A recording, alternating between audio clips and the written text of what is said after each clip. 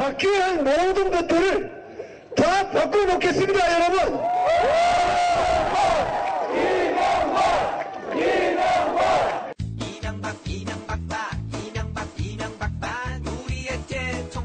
거짓 약속, 행동으로 보여야 될 때가 아닌가 저는 이렇게 생각합니다. 대기업이 없으면 국민 여러분도 없습니다.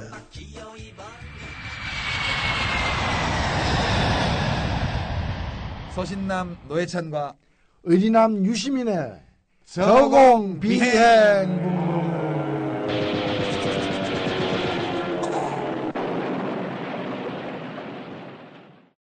자, 청취자 여러분 안녕하십니까? 여기 저공비행 오늘 7번째 방송을 시작하려고 합니다. 네. 안녕하세요. 안녕하세요. 벌써 7번째네요. 예, 럭키세븐. 럭키세븐. 예. 오늘 우리 이제 지난 방송 6회 뒷정리를 좀 해야 되는데 네. 먼저 손님, 오늘 초대 손님 뒷좌석에 타실 분 소개하고 예. 뒷정리할까요, 같이? 뭐 우리나라 비행계의 유명한 비행 교수, 예, 우리 진중근 교수님 오늘 모셨습니다. 청와대에서 이번에 좀 꼼수를 좀 타는 것 같아요. 이런 걸 보면서 정말 황당하다. 얼마나 사회적 상태에서 떨어져 있는지. 지금 대통령이 먹통이라는 게 문제인데. 듣보잡이라고 지칭하는 글을 올려 진중권 씨에 대해 대법원이 유죄를 확정했습니다. 예, 안녕하세요. 반갑습니다. 여기도 비행 중년이야. 예, 우리 다 비행 중년들. 근데 우리 진중권 선생은 예. 실제로 비행기를 운전을 하잖아요. 그렇죠. 예, 그렇죠. 원래 그 저공 비행은 금지입니다. 원래 비행 규칙상 이륙 그래요? 착륙할 때 빼고는 절대 하면 안 되거든요. 그래요. 아, 우리는 저기 전투기라서 전투기라서. 우리는 전투기이기 때문에. 민항기는 안 되죠. 이제. 민항기는 민간 비행기는 저공 비행 금지돼 있다. 네, 왜냐하면은 속도가 엄청나게 빠르잖아요, 비행기가. 그렇죠. 떠 있으려면 일단 기본적인 속도를 해야 되거든요. 유지를 해야 되니까. 그런데 이제 낮게 되면은 조금만 핸들만 잘못하게 되면 그냥 바로 그 뭐랄까 그 회복할 수 없나? 회복할 수가 없이 바로 상태. 추락하는 거죠. 고도가 있으면 회복을 하는데 위험한 일종의 태원. 그러니까 전투기를 하고 계시는. 근데 우리 진중권 선생 보니까 그 비행기 타러 필리핀도 가고 막 전에 그런 것 같은데? 예, 필리핀 갔다가요. 갑자기 이렇게 연락을 받았습니다. 예. 뭐 동양대학교 총장님이 좀 보자고 한다. 아, 그 진짜 요새 축하할 일 있어. 비행기 타다 보니까 대학에 취직도 되더라고. 예. 우리도 그러면 계속 타고 있으면 좀 오라고 할 때가 아, 우리는 이제 국회 취직해야지. 4년간 비정규직으로. 처음에는 좀 보통 그런 경우에 이제 하기로 해라 뭐 이런 조건이거든요. 그래서 아마 그런 게 아니겠느냐라고 시큰둥하게 답변을 했더니 그런 게 아니다 그러더라고요. 그래서 전임으로. 예, 잠시 한 이틀 정도 생각하다가 그냥 그 짐 부교수라고 싸서 들었는데. 예, 전임 아주 파격적인 조건이었거든요. 정년대까지 할 수 있고. 근데 레임덕인가 봐 진짜. 무슨 음모가 있는 건지 이 배우의 저도 모르겠습니다. 아니 그 전에 누구야? 중앙대학교에서는 돈도 별로 안 주는 겸임 교수 하다가 잘린 거 아니에요. 한예종하고. 예. 근데 모르겠습니다. 무슨 그 중앙대학교 당시 총장이야말로 그저 각하의 또 각하의 뭐 발가락 손가락 그렇죠. 정도 되죠. 예. 예, 그리고 다른 건 모르겠는데 이제 황당했던 게 홍대 같은 경우인데 홍대는 세상에 아니 수강 신청 다 받아놓고 개강해가지고 9월 3일인가 잘렸어요. 예. 아니 뭐 자르려면 뭔 짓이든 다 하죠. 근데 결국 이제 그런 마당에 지금 정 교수로 말하자면 정년 보장되는 교수로 지금 스카웃됐다는 거는 각하의 레임덕이 심각하다는 증거지. 그렇죠. 뭐 이제 손이 안 미치는 곳이 이제 혈관에 이제 피가 통하지 않는 피가 이제 닿지 않는 곳들이 자꾸 생겨. 각하 영이 안 통하는 지역들이 생기는 거죠. 그 노정권의 덕을 봤다는 누구 말이 맞나 본데. 아, 진중권 선생 부인하지만 그건 리버럴한 정권이 서 있으면 소신껏 사는 사람은 확실히 괜찮은 거예요. 예. 근데 하여튼 그 좀 억울하잖아요. 저는 맨날 저 사실 여기 계시지만 우리 둘이 얼마나 싸웠습니까? 아니 일방적으로 진중권 교수가 나를 괴롭혔지. 내가 싸운 건 아니야. 많이 하셨지. 나 이번에 틀어버릴 거예요. 이번에. 자, 우리 진중권 선생은 15년 비정규직 교수를 드디어 면하고 이번 신학기부터 정규직이 됐습니다. 경상북도 영주시에 있는 동양대학교의 교수로 무슨 과목 하세요? 일단 교양학부니까요. 일단 미학 강의하고 또 하나가 이제 초청 강연을 조직을 해야 되는데 아하. 그래서 지금 두 분 사실 품앗이하러 내가 한번 나와드리면 예, 이제 오늘 두 분을 제가 끌어당길 오늘 수가 있기 진중권 선생 때문에 출연에는 옵션이 걸려 있습니다. 아, 그렇습니까? 예. 그 학교 또 가야 되네. 예. 그리고 또 저기 한번 오시죠. 예, 저도 한번 가겠습니다. 예, 좋습니다. 그 동양대학교가 그 부석사 예. 또 이제 이 소수서원 예. 등등 아주 유명한 그런 우리 조상들의 유적지 가까운 데 있어요. 예. 가보셨어요? 아직은 못 소수서원? 가봤죠. 뭐 가서 학교 가가지고 예. 뭐 오리엔테이션, 교수 오리엔테이션 이런 거 좀 받고 예. 지금 서류하러 좀 뛰어다니는 중이거든요. 근데 강사를 워낙 여기저기서 했잖아요. 네. 그래서 하루는 이제 택시를 타고 아, 막 돌았는데 하루 종일 돌았는데 4군데를 돌았거든요. 근데 누가 얘기하기를 요즘은 이제 주민센터 가면 다 띄워준다 그러더라고요. 진정 얘기하지. 아, 그걸 직접 따로. 예, 그래서 갔더니 8군데를 했는데 6군데가 오더라고요. 근데 2군데는 또 가야 됩니다. 예. 경력 증명 때로. 네. 자, 이제 오늘 우리 뒷좌석에 태울 분 모셨고요. 예. 그 우리 이 녹음실 지금 어느 조그만 회사에 녹음실을 지금 빌려 쓰고 있는데 예. 혹시 도청되는 거 아닌가 모르겠어요. 아, 지난번에 예. 우리가 그 핵 마피아. 예, 그거 해서 예. 녹음 끝내고 편집하는 중에 각하께서 벌써 그 내용을 4주년 취임 4주년 기자회견 때 언급하셨더라고요. 그게 우리가 그 수요일 날 저녁에 팟캐스트로 이렇게 공개가 됐는데 예. 그 수요일 날 오전 10시에 예. 예. 이제 취임 4주년 기자회견 하면서 뭐 사람 이름도 몇 명 거명해서 막 따지듯이 하고 예, 저도 예. 그 영광을 누렸습니다. 예. 예. 그리고 하여튼 싸움닭처럼 국민들과 싸우려는 그런 태세로다가 항변하면서 우리 팟캐스트에 지적된 문제에 그렇죠. 대한 해명을 예. 그 자리에서 했었죠. 우리가 6회 방송에서 핵발전 마피아라는 제목으로 우리나라 핵발전의 모든 것, 핵발전 마피아가 어디에 서식하며 그들의 식습관이 어떠하고 그들의 언어가 어떤지에 대해서 쭉 분석을 했는데 그 무슨 내용을 얘기했죠, 각하께서? 요 근래 핵발전소를 폐기하자 이렇게 생각하는데 에너지 제로의 나라입니다. 독일이 원자력 발전소를 폐기한다고 하지만은 그런 경우가 다릅니다. 프랑스의 원자력 발전소에 나오는 전기를 그냥 갖다 쓰면 됩니다. 만약 원자력 폐기한다면은 전기료가 40% 올라가야 합니다. 청정 에너지, 소위 기술 변화에 대비한 깨끗한 에너지의 일환으로 원자력 발전소를 이길 밖에 없습니다. 후쿠시마 원전 사태로 고통을 겪는 일본이 원전 건설을 사실상 포기했습니다. 2050년 원전이 제로가 됩니다. 일본도 후쿠시마 그 사태가 났지만은 원자력은 일부 반대가 있지만은 원전 산업을 계속하고 국제 시장에서 우리와 경쟁을 지금 하고 있습니다. 그날 이제 우리가 얘기한 것 중에서 이제 독일하고 일본에 대한 이제 반론을 제기했어요. 그렇죠. 그래서 독일이 원자력 줄이고 있다고 하나. 근데 왜 한국은 느리냐 이렇게 문제 제기를 하니까 독일이 원자력 줄이겠다고 하나 줄인 만큼 프랑스 원자력 발전으로 생기는 전기를 수입한다는 거예요. 그래서 결국에 원자력으로 대체하는 거다라는 얘기고 또 일본이 이제 원자력을 2050년부터 안 하기로 했다고 하나 사실은 그렇지 않다.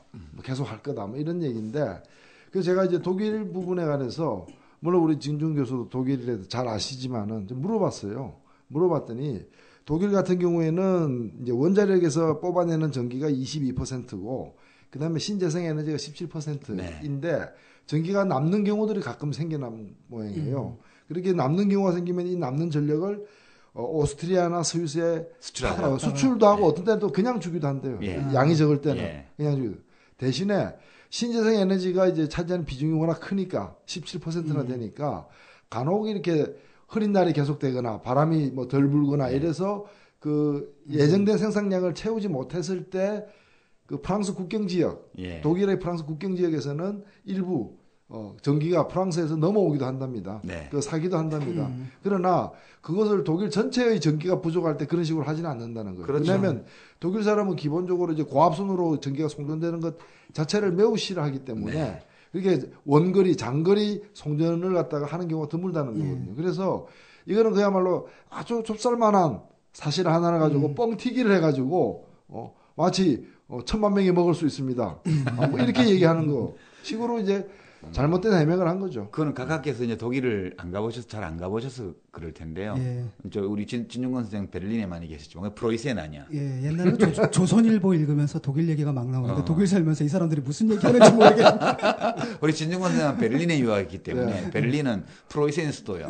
저는 이제 마인츠에 유학했는데 마인츠 이쪽은 이제 옛날에 바이에른 왕국하고 좀 가까워요. 물론 이제 뷰르텐베르크 왕국이나 이런 그러니까 지금 보면 독일 남서부에 바덴 뷰르텐베르크주나 이쪽으로 해서 스트라스부르로 해서 프랑스로 넘어가는 이 길은 원래 프랑스하고 독일이 왔다 갔다 점령하면서 이 민족도 막 섞여 있고 그런 데예요. 그렇죠. 지명도 독일 지명을 불어식으로 읽고 브란스 지명을 독일식으로 읽고 이런 데거든요. 길도 굉장히 아름다운. 길도 다 연결돼 있고 전기도 연결돼 있고 거기에 막 섞여 있어요. 그렇죠. 그런 지역의 일부. 그 예를 가지고 이제 뻥을 튀겨서 뻥을 튀기는 거죠. 그렇죠. 마치 그러니까 독일에서 원자력 발전소 다 없애면은 그 후부터는 프랑스에서 생산된 원자력 그 전기를 가지고 독일이 대체하는 것처럼 들리도록. 누가 이제 그렇게 보고를 한 거죠, 밑에서. 그렇죠. 근데 우리 각각께서 일부러 거짓말 하신 건 아니고.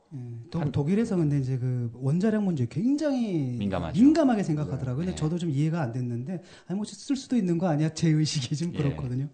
그랬는데 이제 독일에서 데모를 별로 안 하잖아요. 쾰른 쪽 가다 보면 들판에 원자력 발전소도 막 보이잖아요. 가장 격렬한 데모가 일어나는 게 원자력 데모거든요. 그래서 재처리할 때 프랑스로 보내가지고 재처리하는 카스파 트랜스포테이션이라는데 그때쯤 되면은 정말 그 전쟁이 벌어지는데 6회공 3군 그 길이 이제 스트라스부르로 해서 가는 그 길이에요. 완전 사람들 철로에다가 막 쇠사슬로 다 묶어서 있고 그다음에 철로 밑에다 굴을 파고 들어가요. 오소리처럼 한 사람만 딱 들어갈 수 있는 굴을. 그러니까 기차가 지나가면 무너져서 죽을 수밖에 없거든요. 레일에 뭐 이렇게 볼트 너트 뽑고 뭐 전선 끊고 이런 걸 다 하는데. 근데 이제 재밌는 건 뭐냐면 이제 사람들한테 물어봤는데 왜 그러느냐라고 했더니 이런 식으로 원자력 비용을 증가시킨다는 그렇죠. 거예요. 생산비를 올리는 거죠. 생산비를 올려가지고 포기하게 만들겠다. 근데 그게 가능한 게 우리 이야기하다 보니까 계속 이제 저 6회 뒷정리인데 독일 연방헌법재판소에서요. 독일어로 시츠블로카데 그러니까 몸으로 하는 연좌농성 이거를 처벌하는 것을 위헌으로 결정했어요. 그게 90년대 중반인데 그러니까 사람이 자기 몸에 신체의 자유가 있기 때문에 어디 가서 눕히든 그건 자유라는 거예요. 철로 위에 눕든 도로상에 눕든 그것을 형법으로 처벌하는 것은 위헌이다. 이렇게 결정이 나서 그 시위할 때 보면 이 철로 위에 쫙 수백 명이 눕죠. 누우면 경찰이 와서 드러냅니다. 하나씩 하나씩. 4명이 한 사람씩. 그렇지. 팔다리 하나씩 잡고 드러내는데 버둥거리면 입건돼요. 버둥거리면 공무집행 방해야. 그게 참 우리나라 분들이 잘못 알고 있는 게 그런 경우에는 처벌하는 게 당연하다. 뭐 기차 다니고 이렇게 그렇게 생각하잖아요. 우리나라에서 많은 분들이 생각하는 것 중에 하나 뭔가 하면 뭐 불법이면 공권력 행사해야지인데 유엔 경제사회 이사회에서 우리나라 이제 노동조합 파업이라거나 이런 부분과 관련해 가지고 비록 법을 어겼다 하더라도 그것이 어떤 그 기본권적 요구와 관련돼 있을 때는 공권력 투입해 가지고 강제 해산하지 말라는 게 인권 권고사항이에요. 아니 독일은 그거를 이제 끌어낼 수는 있어요. 예컨대 트랙터로 길을 막거나 이러면 불법이야. 근데 자기 몸으로 막는 것은 불법이 아니기 때문에 경찰관이 드러낼 때 저항을 하면 공무집행 방해가 되고 가만히 들려나가면 경찰이 한 50m 들고 가서 거기다 이제 퍼놔요. 그럼 조용히 자기 가방을 챙겨서 누워있는 그 맨 뒤쪽에 가서 또 누워요. 그러니까 경찰이 계속 저쪽에서 특수 차량이 이제 핵연료를 싣고 기차 레일 위로 오면 그게 1m씩 가요. 그래가지고 오늘 몇 메타 접근했다. 하루에 뭐 몇 메타 접근했다 이런 식이거든요. 너무 재밌어요. 그게 이제 규칙을 합의를 하고 그 규칙에 따라서 방해하고 경찰은 드러내고 이렇게 하는 건데 하여튼 그건 뭐 저 다른 나라 얘기고 지금 일본도 우리가 지금 6회에서 그 핵발전 마피아 할 때 우리 이현석 에너지 정의행동 대표가 나와서 일본에 지금 그 원자력 핵발전소가 2기 제외하고 올 스톱 상태라 그랬잖아요. 이제 안전점검하고 나서 합격이 안 돼서 다 스톱인데 어제 하나가 떴었더라고. 연기 나가지고. 그럼 1개 남았어 지금. 그렇죠. 근데 1개밖에 안 남았죠. 후쿠시마 사고에도 불구하고 일본은 원전을 계속한다는 각하의 말씀은 어디서 온 거죠? 그러니까 지금 뭐 청와대만 보는 어떤 방송이 따로 있고 청와대만 보는 신문이 따로 있나 봐요. 옛날에 국민들이 아는 거하고는 완전 다른 거죠. 독일 영화 제목 그거 뭐죠? 자기 아버지가 뭐 병 걸려서 죽게 다 됐는데 독일 통일이 됐는데 서독한테 흡수 통합된 거 자기 아버지 공산당이다. 그 레닌 동상만 나오는 거. 예, 그 굿바이 레닌인가. 그래서 그 자식들이 텔레비전 화면을 완전 조작해가지고. 조작해가지고. 혹시 그런 거 있는 거 아닐까 청와대? 트루만 쇼 같이. 예, 트루만 쇼처럼. 근데 일본 같은 경우에 저는 이제 아내가 있잖아요. 예. 독일에 있는데 이제 겪고 예, 근데 잘 있어요? 예, 패닉 상태라 그러더라고요, 국민들이. 그래가지고 어떤 게 문제가 되냐면은 그 후쿠시마 지방에서 나온 쌀을 먹어야 되느냐 마느냐 가지고 먹어야 남편과 아내가 막 싸우는데 우리 이제 처제하고 그 남편이죠. 어. 그 남편은 약간 우익적이에요. 예, 사고 방식이. 먹자. 먹고 죽자. 이게 이제 살리려면 일본이 살려면 이걸 먹어야 된다라고 하는 거고 엄마 입장에서는 애들한테 이걸 먹일 수는 없는 거거든요. 그러니까 우리 그 방사능은 비타민이 아닙니다. 방사능은 비타민이 아닙니다. 그래가지고 그것 때문에 굉장히 갈등들도 많고 또 이렇게 괴담들 그중엔 또 일본은 뭐 타당한 얘기도 있고 그 또 교코 괴담도 형부가 하고, 예. 그 먹고 죽자라는 주의란 말이에요. 그러니까 우리가 살려야 된다 경제를. 그러니까 남자들은 좀 그렇잖아요. 이렇게 그런 문제. 아니 보니까 그때 우리 진중권 선생 부인이 이 교코 여사인데 그 생선회 좋아하시던데. 예. 일본서 요새 저 바다 요즘 오염돼서 먹죠. 굉장히 내가 생각하는 것 이상으로 공포감이 있어가지고요. 웬만한 음식들한테 그 지방에서 나온 건 거의 안 먹는다. 한국산 생선으로 회 한번 대접해야 되겠는데 언제 한국 안 오시나? 올 겁니다. 아마. 오시면 연락 주세요. 약속하셨습니다. 이번에 제가 살게요. 예, 고맙습니다. 하여튼 그 각하께서 어떻게 하셨는지 네. 우리가 저녁에 업로드 한다는 것을 미리 간파하시고 아침 기자회견에서 미리 방어막을 다 치셨어요? 뭐 알려면 알 수가 있죠. 사실. 연필이 조사 좀 해봐야 되겠어. 저기 뭐랄까 프락치가 있는 거. 예, 우리 스태프들이 좀 수상해. 그리고 한국의 그 수사기관들이 예. 그 이 건물 바깥에서 예. 건물 바깥에서 이제 전부 붙여가지고? 엄퍼 쏘아가지고 유리창 진동을 갖다가 읽어내는 그런 그 장비를 다 갖고 있습니다. 그 영화에나 나온다던데. 아니요, 그거 뭐 이미 오래전부터 갖고 있다고 그래요? 자랑하는 걸 직접 들었어요. 야, 그러면 도청된다면 우리 마음 놓고 가깝게 건의드릴 거 있으면 드려야 되겠다. 그렇죠. 예. 또 이렇게 뭐 그걸 도청되는 걸 알고서 또 역으로 또 교란시키는 또 그런 방법도 있는데 우리가 뭐 그렇게 한가하지 않으니까 방송이 재밌는 할 얘기만 거죠. 하면 되는 거죠. 6시간만 있으면 들으실 수 있는데 그걸 미리 들으시고 그러니까 말이야. 참 청와대 참모들이 너무 열심히 일하나 봐. 아니 그러고 이제 우리 방송을 즐겨 몰래 들으시고 이제 그 감사 표시를 하시려면 우리 둘의 이름을 한꺼번에 얘기해 주든가 하셔야지. 제 이름만 딴 분들하고 끼워서 거기서 거명하면 상당히 곤란한데. 뭐 제 이름까지 얘기하려면 힘들 거예요. 그래요. 예, 별로 이렇게 반박할 게 별로 없으니까. 좋습니다. 그럼 우리 6회 핵발전 마피아 편에 대해서는 각하의 즉각적인 응답이 있었다는 점을 특별히 우리가 기억하면서 예. 필요하다면 우리는 또 뭐 한번 태울 수도 있죠. 각하를. 예. 아니 우리 저거 포탄 치는 거 있는 그쪽에 태워가지고 포탄하고 같이 적재함에. 예. 아이 그건 뭐 사람이 탑승하면 안 되죠 거기는. 자 이제 오늘 7회를 이제 시작을 해야겠는데 오늘의 주제 우리 진중권 선생을 모신 이유가 있죠. 예. 우리 뭐 하려고 모셨어요 오늘? 진중권 선생 특별히 이제 스나이퍼 저격수로 또 유명한데 우리 그 각하의 지금 4주년이죠. 예. 사실 지난 2월 22일 날 취임 이제 4주년 기념한 기자회견이 마지막 기자회견입니다. 왜냐면은 5주년 될 때는 그날에 퇴임식하는 날이에요. 그렇죠. 기자회견 없어요. 기자회견 없고 그냥 2월 20일 퇴임하는 예. 물론 그때 이제 갈런지는 우리도 신중히 봐야 되겠지만은 예정대로 간다면은 이제 그날 퇴임하는 거고 마지막 기자회견인데 이 4년에 대해서 그날 제대로 평가하지도 않았고 또 제대로 솔직히 반성하지도 않았고. 뭐 싸우려고 나오셨던데. 예. 남은 1년 계속 싸우겠다. 지난 4년처럼 이런 결의를 밝힌 자리였기 때문에 그 점과 관련해서 우리가 무엇을 제대로 무엇이 잘못되었고 앞으로 무엇이 고쳐져야 되는지 우리가 할 일을 사실은 할 일 리스트를 뽑아내기 위해서 평가를 제대로 해야죠. 7회 저공비행을 하기 전에 지난 6회 정리를 좀 했는데요. 우리 다음 카페 청취자 카페에 올라 있는 리뷰들 몇 개 소개하고 또 상품 보내드릴 분 계셨어요. 먼저 영덕 영해 분들 열받지 마세요. MB 대통령의 고향은 포항 흥해입니다. 제가 지난번에 잘못 말했죠. 흥해라고는 했지만 흥해라고 했죠. 영덕이라고 그랬잖아요. 그죠? 근데 행정구역상으로는 포항시인가 봐요. 흥해가. 사실 근데 지역적으로 보면 영덕이나 똑같은데. 그리고 반핵 영화제를 영덕이면 그렇죠. 포항 바로 옆에죠. 주성영 의원도 그쪽이죠. 그렇습니다. 뭐 그런가요? 예, 지역구는 지역구는 대구인데. 그런데 그쪽이 네. 고향이 이제 이번에 그쪽이 반문화가 좀 미비해서 이제 대한민국의 반문화 진작을 위해서 대구로 이렇게 오셨던 분인데 안타깝습니다. 앞으로 그분이 국회에 안 계시면 반문화는 누가 진작하나. 예, 그래서 대구역에 딱 내려가지고 왼쪽을 딱 보면 제일 먼저 들어오는 게 예. 국회의원 주소가 동대구역 앞에. 그거거든요. 예. 그래서 항상 대구의 반문화를 떠올렸는데 이제 그 간판이 철거되면 예. 좀 그 네온사인 돼 있죠. 예. 그 밤에 동대구역에 딱 내리면 KTX를 바로 보이는 게 그 동대구역 주변에 모텔과 호텔, 술집 간판하고 그다음에 주성영 국회의원 동종업계인 모양이죠. 반문화 예. 그렇게 돼 있습니다. 하여튼 뭐 그렇고요. 여기 소개해 주셨는데 정정님이 영덕 핵발전소 뭐 가깝게 사시겠다고 얼마 전에 얘기했잖아요. 그래서 반대하는 시민연대 만들어서 반핵 영화제를 한대요.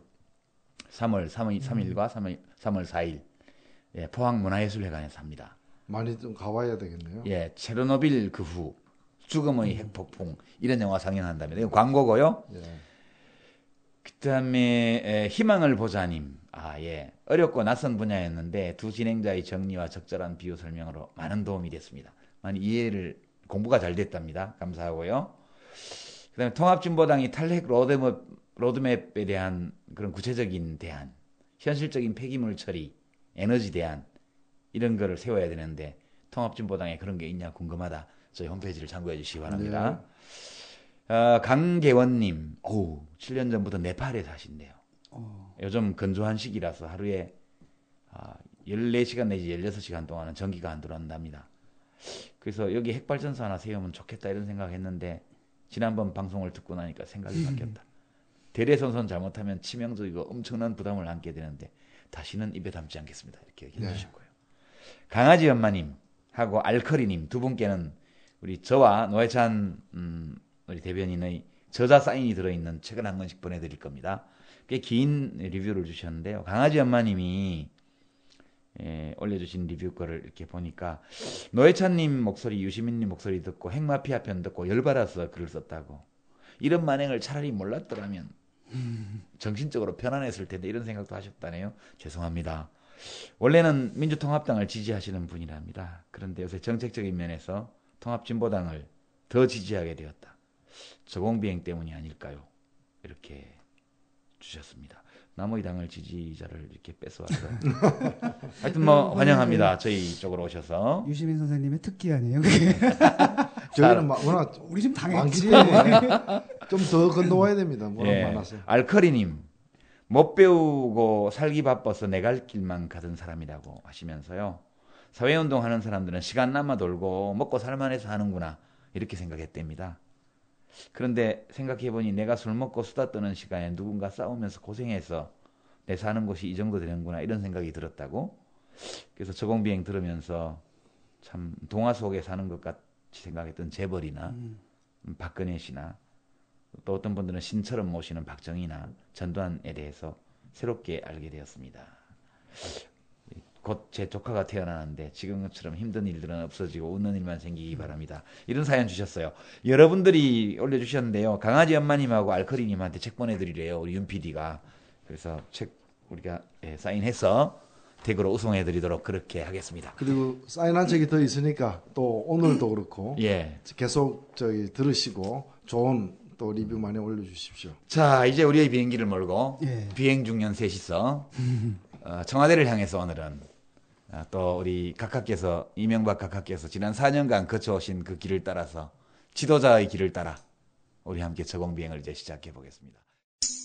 들어볼까요? 우리들 얘기 함께라면 뭐든 할 수 있죠. 거짓 없는 밝은 세상 우리 함께 만들어가야죠. 어두운 그림자 지치고 아픈 사람들 모두 손을 잡고 들어봐요.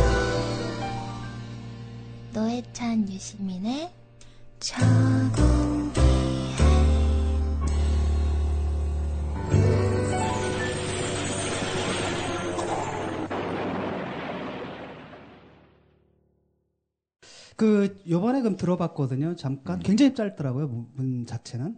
그 전문 자체는 굉장히 짧고 그다음에 기자들하고 기자회견. 근데 일단 우리가 가장 기대했던 건 이제 사과잖아요. 그렇죠. 그리고 원래 그 광고도 예고편도 사과할 거라고 나가갔거든요. 근데 사과가 없어요. 사과는 없고 할 말이 없다 그러더만. 취임 4주년을 맞아서 말씀을 드리고자 이 자리에 섰습니다. 취임 첫해 세계 경제위기가 그렇게 크게 닥치리라고는 아무도 예상치를 못했습니다. 이러한 일은 세계 경제사에 일찍이 없었습니다. 물론 우리만의 위기를 맞은 것은 아니지만은 서민 생활이 더 어려워지지 않을까 하는 생각에 하루도 마음 편할 날이 없습니다. 고맙습니다.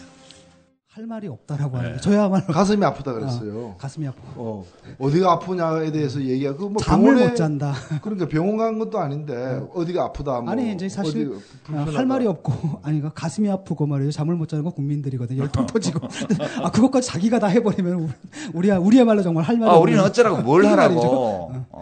그런 게 있었고.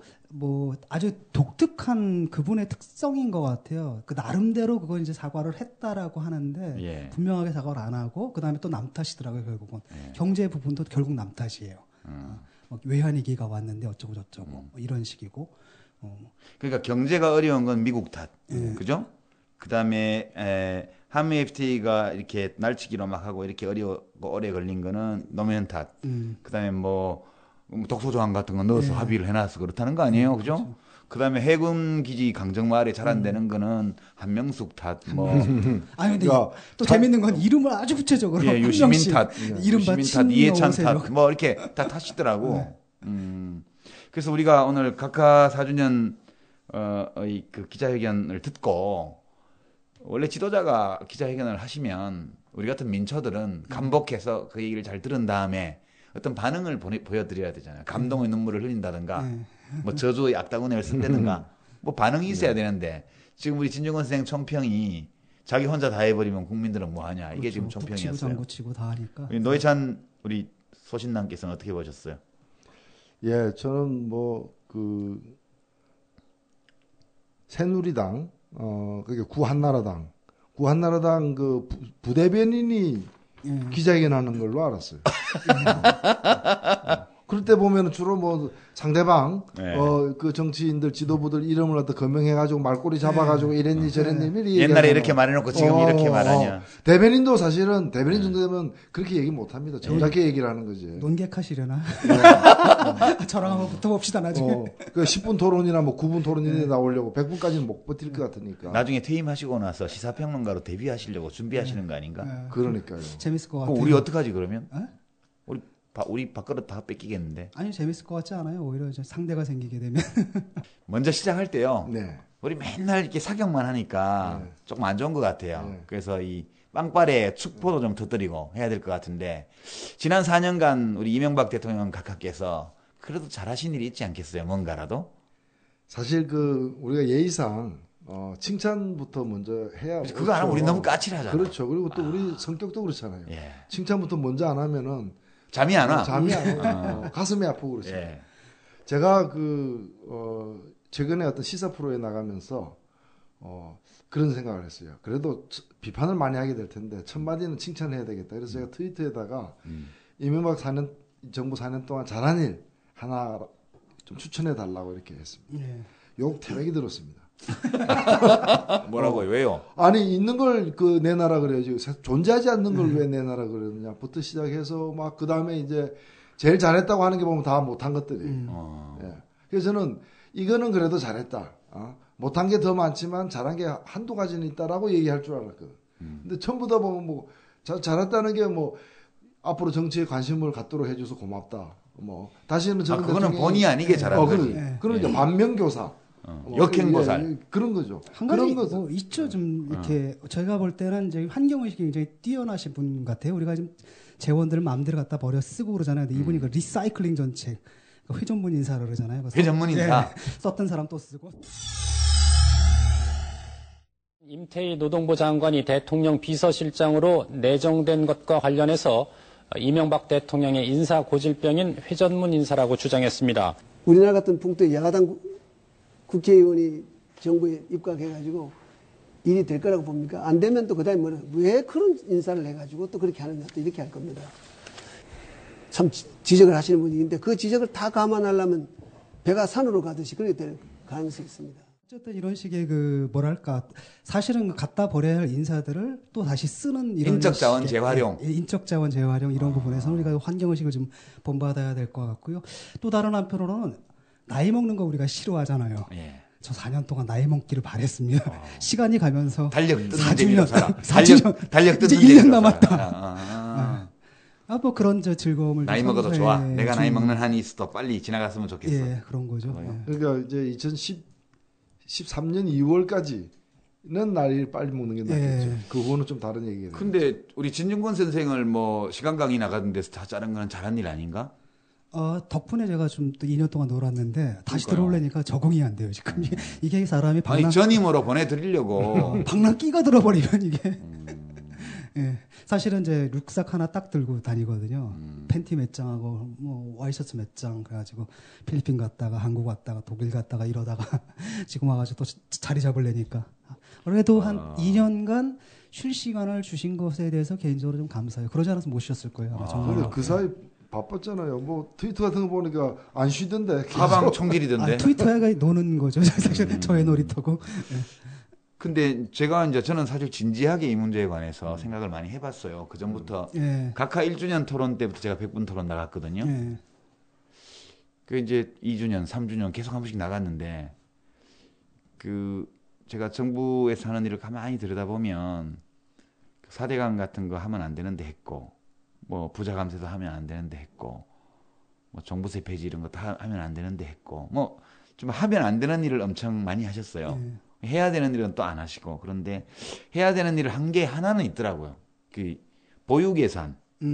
그게 이제 참여정부 때 1조 원을 막 넘었고 그 이제 3조 원 규모의 이 이제 보육 정책에 관해서 우리가 토론을 하다가 부처 간 합의가 잘 안 돼서 시범 실시만 하고 나온 것들이 있었는데 지금 이제 마지막 연도에 보육 예산이 한 3조 원 정도 됐거든요. 예. 그거는 저는 할아버지께서 아기들 위해서 신경 좀 쓰셨다. 그럼 나 인정해드리고 싶어요. 예. 예.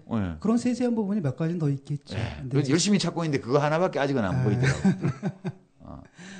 또 우리가 결코 인색한 사람들이 아니에요. 정말 이거 하나 찾기 위해서 제가 정부 예산서를 다 뒤졌다는 거 아니에요. 하여튼 저기 청와대에서 이거 듣고 혹시 우리가 모르는 잘하는 일 있다면은 빨리 연락 좀. 빨리 연락해 주시죠. 우리 카페 우리 대통령께서 가입하셔가지고. 예, 다임 호텔 그렇죠. 예. 그러면 우리 책도 그 사인한 거 한번 그렇죠. 볼수 있죠. 우리 다음에 저공비행 카페, 예. 리뷰 카페 거기 오셔서 대통령께서 바쁘시면 참모들이 오셔도 돼요. 그 비서관들이 많잖아요. 예. 예. 또 재밌었던 게 오히려 이제 뭐죠? 그 사실 취임 기자회견은 좀 재미가 없었고요. 예. 그 청와대에서 4주년 기념으로 낸 거 보고서 좀 보셨어요? 그 예, 내용? 저 자세히는 못 봤습니다. 신문 보도만 봤는데. 도농 간의 격차가 줄어들었다라든지 빈부격차가 줄어들었다. 예, 빈부격차가 줄어들었다라든지 청년 청년 실업이 줄어들었다라든지 예. 2월 24일 날이 아니라 사실 제가 볼 땐 4월 1일 날 발표해야 할 자료를 미리 터뜨려 버리신다. 너무 기가 막혀가지고 원래 4월 1일 날 하려고 준비했던 걸 서둘러서 낸 거 아닐까요? 그런 모양이네. 좀 황당해가지고 근데 웬만해야지 사람이. 그러니까 아까 얘기했잖아 굿바이 레닌. 예.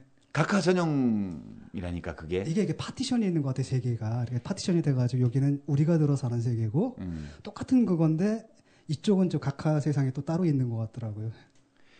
각하 전용 세상 보고서가 많아요. 예. 그러니까 대부분 우리가 이제 이명박 대통령 취임 직후부터 이동관 씨나 이런 대변인들이 논평 낼 때 우리가 그런 평을 많이 했어요. 이 논평은 국민 들으라고 낸 논평이 아니고 대통령 각하께서 들으시도록 각하께서 보기에 듣기에 좋았더라. 예. 이것을 노리는 논평이었다. 물론 이제 어느 논평이나 그런 측면은 있겠죠. 근데 이거 좀 심하잖아요. 이렇게 딱 보면은 이게 국민들 들으면은 국민들 반응이 어쩔 거냐 정도가 있잖아요. 웬만해야 되는데 좀 칭찬 좀 하자고 꺼냈더니 그거 진짜 그냥 바로 그렇게 또 거기 가요. 근데 현실감을 상실했다는 느낌이 좀 들더라고요. 이분들이 정말로 현실감을 상실했구나. 옛날에 이승만 대통령 때 예. 이제 민정 시찰을 해가지고 시장 같은 데 가서 달걀 같은 거 옛날 지프로 이렇게 달걀 이렇게 꾸러미 예. 이런 거 이제 이거 얼마냐 묻고 물가 이제 파악한다. 그러면 미리 청와대 그 경무대 비서관들이 미리 얼마라고 답해라라고 예. 얘기를 해가지고 물가 별로 안 올랐네 뭐 이런 식으로 예. 이제 이 물정을 잘못 알도록 했다는 얘기가 있는데 요즘 세상에 저는 대통령이 물정을 모른다고 생각되지는 않아요. 모를 수가 있습니까? 인터넷 안 하고 이러면 그럴 수 있어요. 근데 인터넷을 또 그 뭐 청와대 밑에 이상한 서버 하나 만들어 놓고 다 글로 연결해 가지고 거기서 청와대용 무슨 가상세계 가상세계를 보지 않는 다음에야 아니 지금 칭찬하자고 하니까 계속 그렇게 가실 거예요? 응? 자업자득입니다. 자 그러면 각하 4년 동안의 업적을 우리가 다 나열하기 이전에요. 이거 우리가 뭐 이렇게 일일이 얘기를 안 해도 이미 이제 일반 국민들이 이제 달력 짓는 재미로 이제 하루하루 살아가는 수준이 됐잖아요. 이제 아주 큰 의문이 어떻게 이분이 대통령이 될 수 있었을까? 이명박 후보와 함께했던 747 유세단 등 수많은 지지자들이 이명박 후보 이름을 부르며 축하하고 있습니다. 자신을 지지해준 것에 대해 감사를 표하고 있습니다. 오늘 국민들께서는 변함없이 절대적인 지지를 보내주셨습니다. 어제 대통령 선거에서 이명박 당선자는 48.67%, 거의 절반에 가까운 득표율을 기록했습니다. 또 2위와의 격차도 무려 500만 표를 넘어 사상 최다 표차 기록으로 압승했습니다. 우리는 도대체 누구를 뽑은 것일까? 왜 이분을 뽑은 것일까? 다른 나라에도 이런 사례가 있나? 이런 의문이 뭉게구름처럼. 예, 이탈리아에도 있잖아요. 왜 벨루스코니. 프랑스에도 있는 것 같더라고요. 프랑스에도 좀 있는 것 같고. 그 벨루스코니는 삼성가에서도 연구를 했다는. 아 그래요? 예. 삼성을 깊이 연구한 우리 노시안 대변인께서 그 사실도 어떻게 하셨어요? 아 그걸 이제 삼성 가문에 여러 이면사를 또 누가 정리해가지고 여시춘추라고 책을 낸 바가 있는데. 여시춘추. 예, 그게 보면은 그 이제 그쪽에서 어디를 연구했는지 그게 나오고 이태리 같은 데서도 그런 이제 하나의 그 사람도 이제 대자본가잖아요. 그 대자본가가 권력을 이제 잡는 과정에 대해서 굉장히 관심을 많이 기울였던 거죠. 제가 볼 때 참여 정부에서 저질렀던 실수가 있었던 것 같아요. 특히 경제 문제에서 그런 원죄가 있었고 양극화가 벌어지지 않았습니까? 예. 그러니까 경제 위기 극복하고 김대중 정권 때, 노무현 정권 때 그걸 하는 과정 속에서 그 뭐랄까 우리가 흔히 이제 좌파들이 흔히 말하는 소위 신자유주의적인 정책이라든지 이런 것들이 여파가 있어서 중산층이 무너졌던 게 그때부터인 것 같아요. 근데 중산층이 무너지게 되면 사실 민주당의 지지층이 무너지는 거거든요. 그런 측면이 있었고 제가 그걸 느꼈던 건 언제였냐면 사실은 황우석 때였거든요. 왜냐하면 그때 황우석을 지지하는 사람들의 저는 그래요. 왜냐하면 그 농객하는 게 편한 게 이쪽을 하면은 이쪽을 까잖아요. 그럼 절반이 날 편을 들어줘요. 또 이쪽을 까면 또 이쪽 절반이 편을 들어주거든요. 그때 다르지. 네, 근데 이제 문제는 뭐 이걸 딱 하니까 그 당시에 황빠는 박빠, 그러니까 박근혜빠 플러스 노빠 겹쳐가지고 덤벼들더라고요. 디멘전이 달라서. 그러니까 디멘전이 다르고 그때 제가 한 게 뭐냐, 이 사람들이 여야로 나눠서 싸우지만 그 바탕은 좀 동일하다. 쉽게 말하면 그 어떤 가치 이런 거 생각하지 않고. 약간 굉장히 우익적인 분위기가 있고 사실 그때 제가 굉장히 큰 좌절을 좀 했죠. 그래가지고 이거는 아니다 싶었는데 그 당시에 그 분위기가 바로 이제 이명박으로 가는 거죠. 무슨 짓을 해도 우리가 다 용서해주겠다. 경제만 살려라. 뭐 이런 식의 쉽게 말하면 경제 살릴 분도 아니었는데 좀 다른 접근도 가능할 것 같은데 이게 미스테리야. 예, 그래서 저는 상당히 지금 던진 화두가 굉장히 재미있는 화두라고 생각이 들어요. 예를 들자면 우리가 과거에 뭐 잘 아십니다만 그 소위 군사 독재 정권 때 이제 권력을 갖고 있는 그 이 기관이 뭐 안기부 심지어는 보안사 이런 거 있잖아요. 예. 근데 이제 문민화되고 민주화되면서 그런 기관이 이제 권력에까지 개입하는 거는 이제 사실상 뭐 하나에도 해체되듯이 이제 금지가 되다 보니까 이제 요즘에 검찰이 무소불위의 힘을 휘두르잖아요. 왕이야 왕. 예, 마찬가지로 87년제 민주화 이후에 생겨난 현상 중에 하나가 군사 독재 정권이 그 당시에는 그 전까지만 하더라도 이 사회 모든 걸 꽉 지배했잖아요. 근데 이제 군사 독재 정권이 후퇴하고 문민화되면서 그 틈을 비집고 머리를 내밀고 나온 게 뭐냐? 이게 대자본, 재벌. 그래서 여기서 정치 세력화에 시도를 갖다가 그 첫 번째가 정주영, 국민당으로 예. 나오고 92년 예. 대선 때 그 실패하죠. 예. 물론 하지만 상당한 또 그때 이제 정주영 왕 회장께서 정치 담당 계열사를 만들려고 그렇죠. 예. 자, 그래서 뭐 또 우리 국민들에게 현혹하는 뭐 아파트 반값 반값, 아파트. 뭐 경부고속도로를 2층 고속도로. 2층으로 해가지고 예, 예. 뭐 통행료 안 내게 하고 눈이 버쩍버쩍 뛰는 걸 했잖아요. 근데 사실은 좌절했습니다. 그랬더니 그리고 이제 YS가 대통령이 됐잖아요. 그 다음 이제 그 대통령 선거 때 여기에 또 새롭게 도전한 사람이 김우중이에요. 대우 김우중이었고 이건 권력에서 미리 알고 견제를 해서 잘났다. 사실은 좌절을 했던 거죠. 그리고 세 번째 도전이 누구로부터? 뭐 정몽주는 도전했다고 볼 수도 없는 거고. 도전했지 정몽. 예, 근데 또 도전했지만 사실 뭐 좀 꼬리를 헛업해서 그랬지. 꼬리를 내렸고 그 다음에 도전한 사람이 바로 이 이명박 대통령. 예. 그래서 이것은 여러 가지 이제 경제적 어려움 속에서 경제 전문가로서 어필한 점도 있지만은 그 뿌리로 보자면은 사실 어찌 보면은 한나라당이 다시 정권을 잡았다기보다는 그렇죠. 대자본 재벌이 한나라당 옷을 입고 정권을 잡은 거다. 이 이명박 정권을 그렇게 봐야 된다. 노무현 대통령이 예. 그래서 지금 우리가 더 잘 봐야 될 게 이게 지금 당이 한나라당이 새누리로 변했지만은 다가오는 선거에 또 누가 그러면은 어느 CEO가 나타나냐? CEO가 아니라 이미 옛날에 우리하고 결별했던 우리가 결별한 지 79년도면 몇 년입니까? 30년 전에 우리하고 헤어졌던 영원히 다시는 안 나타날 줄 알았던 박정희. 33년. 예, 박정희 후예가 이번에 또 새누리 옷을 입고 또 나타나는 거예요. 그러니까 여기 이쪽이 보면은 잘 봐야 돼. 이게 지금. 그거 제가 21살 때인데 지금 54시 됐잖아. 그러니까. 그때도 퍼스트 레이디였죠. 그때 퍼스트 레이디인데. 이제는 또 퍼스트. 얘기가 좀 빗나가지만 그날 박정희 대통령이 이제 살해당한 날 10월 26일이었고 10월 27일 새벽 5시 뉴스에 제가 대통령 유고라고 들었단 말이에요. 그때 제가 우리 서클 자취방을 제가 살고 있었는데 5명이 술이 이렇게 돼서 밤에 와서 자서 막 누가 토하고 이래서 제가 새벽에 치우느라고. 그 얘기 우리 지난번에 안 했으니까. 네, 했습니까? 왔다 가지고 들었단 말이에요.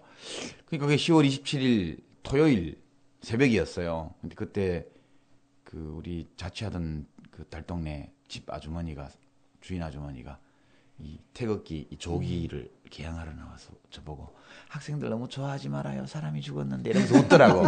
그 기억도 나고요. 저희가 굉장히 하여튼 사람이 죽었는데 축하를 하는 것은 좀 안 됐지만 너무 심한 독재자가 죽었으니까 너무 좋다 이래서 막 기쁨의 만세를 방문 걸어 잠그고 불렀던 기억이 나요. 그러면서 사람이 죽었는데 이래도 되나 하는 그런 마음의 캥김이 있었어요. 근데 그로부터 33년이 지났는데 그때 퍼스트 레이디 하던 분이 지금 대통령이 되시겠다고. 저는 바로 그날 아침 5시 뉴스를 제가 들은 게 아니라 그걸 들은 하숙집 아저씨가 자고 있는 저를 깨워가지고 그분이 명동성당 평신도 회장이었던 분인데 이제 좀 의식이 있었던 분이죠. 문제의식이. 그래서 저를 깨워가지고 앉았는데 서로 할 말이 없는 거예요. 그 엄청난 사건. 예, 엄청난 사건이에요. 냉장고에서 소주 꺼내서 아침에 소주 한 잔씩 했죠. 저는 그날 저의 환상이 깨지는 날이었거든요. 고등학생? 여고생을 하나가 제가 좀 좋아했었어요 그때. 그래서 같이 버스를 탔죠 그날. 버스를 타고 10월 27일 날. 10월 27일 날 가면서 이제 나는 이제 뭐 이렇게 뒤에 서가지고 그 있죠 이렇게 있을 괜히 아무것도 하지 못하면서 괜히 그 뒤에 붙어가지고 이렇게 보고 가는데 뉴스가 계속 나오는 거예요. 근데 뭐 박정희 대통령 각하께서 서거하셨습니다. 계속 이런 뉴스가 나오더라고요. 근데 사람들 표정을 보니까 절반은 착잡하고 절반은 싱글벙글이야. 그때 아마 분위기가 그랬던 것 같아요. 맞아요. 근데 이 여학생이 딱 내리자마자 펄떡 주저앉더니 우는 거야. 나의 환상이 완전히 깨져가지고 저건 좀 아니다. 그랬던 기억이 납니다. 그럴 수도 있지 순박하면. 그렇죠. 당시엔 그랬죠. 그런데 하여튼 뭔 얘기하다 이렇게 됐더라. 근데 각하 같은 분을 우리 국민들이 압도적으로 뽑은 거예요. 물론 이제 득표수는 노무현 대통령보다 오히려 좀 적었지만 조금. 그래도 득표율이나 이런 것들은 아주 높았죠. 격차 이런 게. 득표수가 적었다는 게 굉장히 중요한 부분이에요. 이게 제가 정확히 말씀드리면 2등하고의 격차는 530만 표 났으니까 역대 최다고로 많이 났는데 투표에 참가한 사람 중에서의 득표율 있죠. 득표율은 그 이전까지 가장 낮았던 사람이 노태우 후보였는데 36%. 그 사람보다 더 적게 얻었어요. 그러니까 가장 표를 적게 얻고 당선된 거죠. 투표를 안 한 거죠. 왜냐면 아니 솔직히 말하면 저도 안 했거든요. 그거는 문제 있다 정말 진중권 선생. 반성해야 돼. 반성하는 게 아니라 나는 정말 화가 나서 안 했어요. 아니 그래도 530만 표 차이라고 화가 계속 자랑하는 원인을 제공한 1인이잖아. 아니, 내 화가 나가지고 안 한 게, 그쪽은 내가 도저히 찍을 수 없고, 민주당 후보도 찍을 수 없고, 그 다음에 또 이쪽도, 진보 쪽도. 권영길 후보 찍어야지. 아이, 그분 몇 수입니까? 아니, 그래도 그렇지. 어떻게 안 찍을 수가 있냐고. 나 배신감 느껴, 지금. 장수라도 찍어야지. 괜히 얘기했다, 이거. 내일 아침 또 큰일 났다, 이거. 진중건.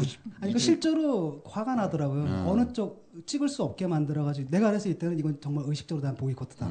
라고 했던. 근데 다시는 지금 그런 선거가 없었으면 좋겠어요. 그러면, 뭐죠? 이명박 대통령을 뽑게 만든 게? 그러니까, 환상이죠. 환상. 네, 왜냐하면 사람들이 경제 문제라는 건 알아요. 왜냐하면 그렇잖아요. 그 이미 충족된 욕망은 욕망이 아니거든요. 근데 그렇지. 민주화에 대한 욕망은 이미 충족됐어. 시절 그다음에 노무현 정권을 지나면서 대부분 충족됐고 또 하나가 민주자주잖아요. 그때 통일인가? 통일도 사실 남북 왔다 갔다 했잖아요. 하고, 예, 어느 정도 충족이 됐는데 그러다 보니까 배가 고픈 거예요. 경제 양극화가 되고 그런데 사람들이 생각할 때는 문제는 뭐냐면 그 해법을 그 문제를 일으킨 그것과 정반대 해법을 찾아야 되는데 그걸 더 하는 식으로 한 게 바로 이제 이명박 정권이 아닌가 싶어요. 그게 환상이다. 그게 환상이죠. 그런 거는 환상이랑 안 그러고 망상이라 그러잖아요. 영어로 하면 illusion. 근데 이제 대중들은 간단한 겁니다. 그러니까 예컨대 경제다 그러면 이런 정책과 저런 정책이 있는데 저 정책을 취해야 되는데 그럼 이 정책을 취한 거 아니잖아요. 그렇죠. 그런 거죠. 근데 문제는 뭐냐면 뭉뚱그려 생각한 겁니다. 그냥 경제. 그다음 그 상징이 바로 이명박. 그다음 그러니까 그것도 이명박 대통령이 드라마 두 편이에요. 드라마 두 편. 서민 출신이잖아요. 네. 그리고 뭐 재벌 아들로 태산 물려받은 게 아니라 개인의 힘으로 출세를 해서 CEO까지 이른 사람이잖아요. 우리를 구원해 줄 그렇죠. 거야. 이게 마치 이 나라를 이 어려운 경제 상태에 있는 이 나라를 특히 우리 서민들을 저 사람이 스스로 이렇게 출세한 것처럼 우리를 나아지게 만들 거야라는 환상을 가진 것이고 그 점에서 우리 국민들은 수업료를 제대로 많이 치른 거죠. 그 드라마가 뭐죠? 그러니까 옛날에 드라마 두 편이 있었어요. 야망의 그렇지, 야망의 계절인가 뭔가. 그다음에 또 하나가 있었거든요. 두 편이 있었는데 그 사실은 이명박 씨에 대해서 객관적인 평가를 한 게 아니라 이거 극화시킨 거예요. 그 유인천이 이명박 역할을 했던 그 드라마. 그래서 그 보온 인사를 또 한 거죠. 요새는 근데 드라마가 그때는 그랬는데 불과 5년 후에는 이제 예능이야. 뭐 힐링 캠프, 무슨 무릎팍 도사 여기 나오면 그냥 대권 후보가 되더라고. 정치인이. 초대 안 받으셨어요? 저는 잘렸대요. 정치를 하기 위해서는 정치를 안 해야 된다는. 네, 어떤 작가가 저도 정계를 은퇴하면 나갈 수 있대요. 아, 그래요? 그리고 절대 정치를 다시 안 할 것처럼 이렇게 하면 내보내줄 수 있다. 힐링 캠프는 이제 박근혜 씨하고 문재인 씨까지 나오고 끝이야. 이제 없어. 이제 나 못 나온대 이제. 그러니까 이제 안 되는 거고. 그런데 그게 오로지 그럼 국민들이 가진 환상 탓인가? 이명박 대통령은 아무것도 안 하고 있었는데 국민들이 그냥 아니 그런 환상을 이제 갖게끔 사실은 만들었죠. 오랫동안 공작적으로 해온 거죠. 해왔고 나는 그거 아닙니다. 저한테 대해서 오해하지 마세요. 저는 부자들을 위해서 정세할 겁니다. 부자들에게 세금 깎아줄 겁니다. 저는 양극화 줄이지 않을 겁니다. 저는 경쟁을 더 강화할 겁니다라고 얘기한 게 아니고 마치 저를 보십시오. 제 서민 아닙니까? 밤늦게 국밥집에서 욕 들어가면서 국밥 먹는 사람 아닙니까? 노가다도 하고 저는 노점상도 하고 이 손으로 뻥튀기도 하고 리어 가득 끌고 모든 어려움을 극복해왔습니다. 지금 이 손으로 국민 여러분께 약속하겠습니다. 좀 거친 손이지만 함께 잡고 뛰기엔 믿을만 합니다. 제 손을 잡고 함께 국민 성공시대로 달려가지 않으시렵니까? 실천하는 경제대통령 기호 2번 이명박. 제가 다 해봐서 압니다. 저는 이렇게 열심히 해서 여기까지 왔지 않았습니까?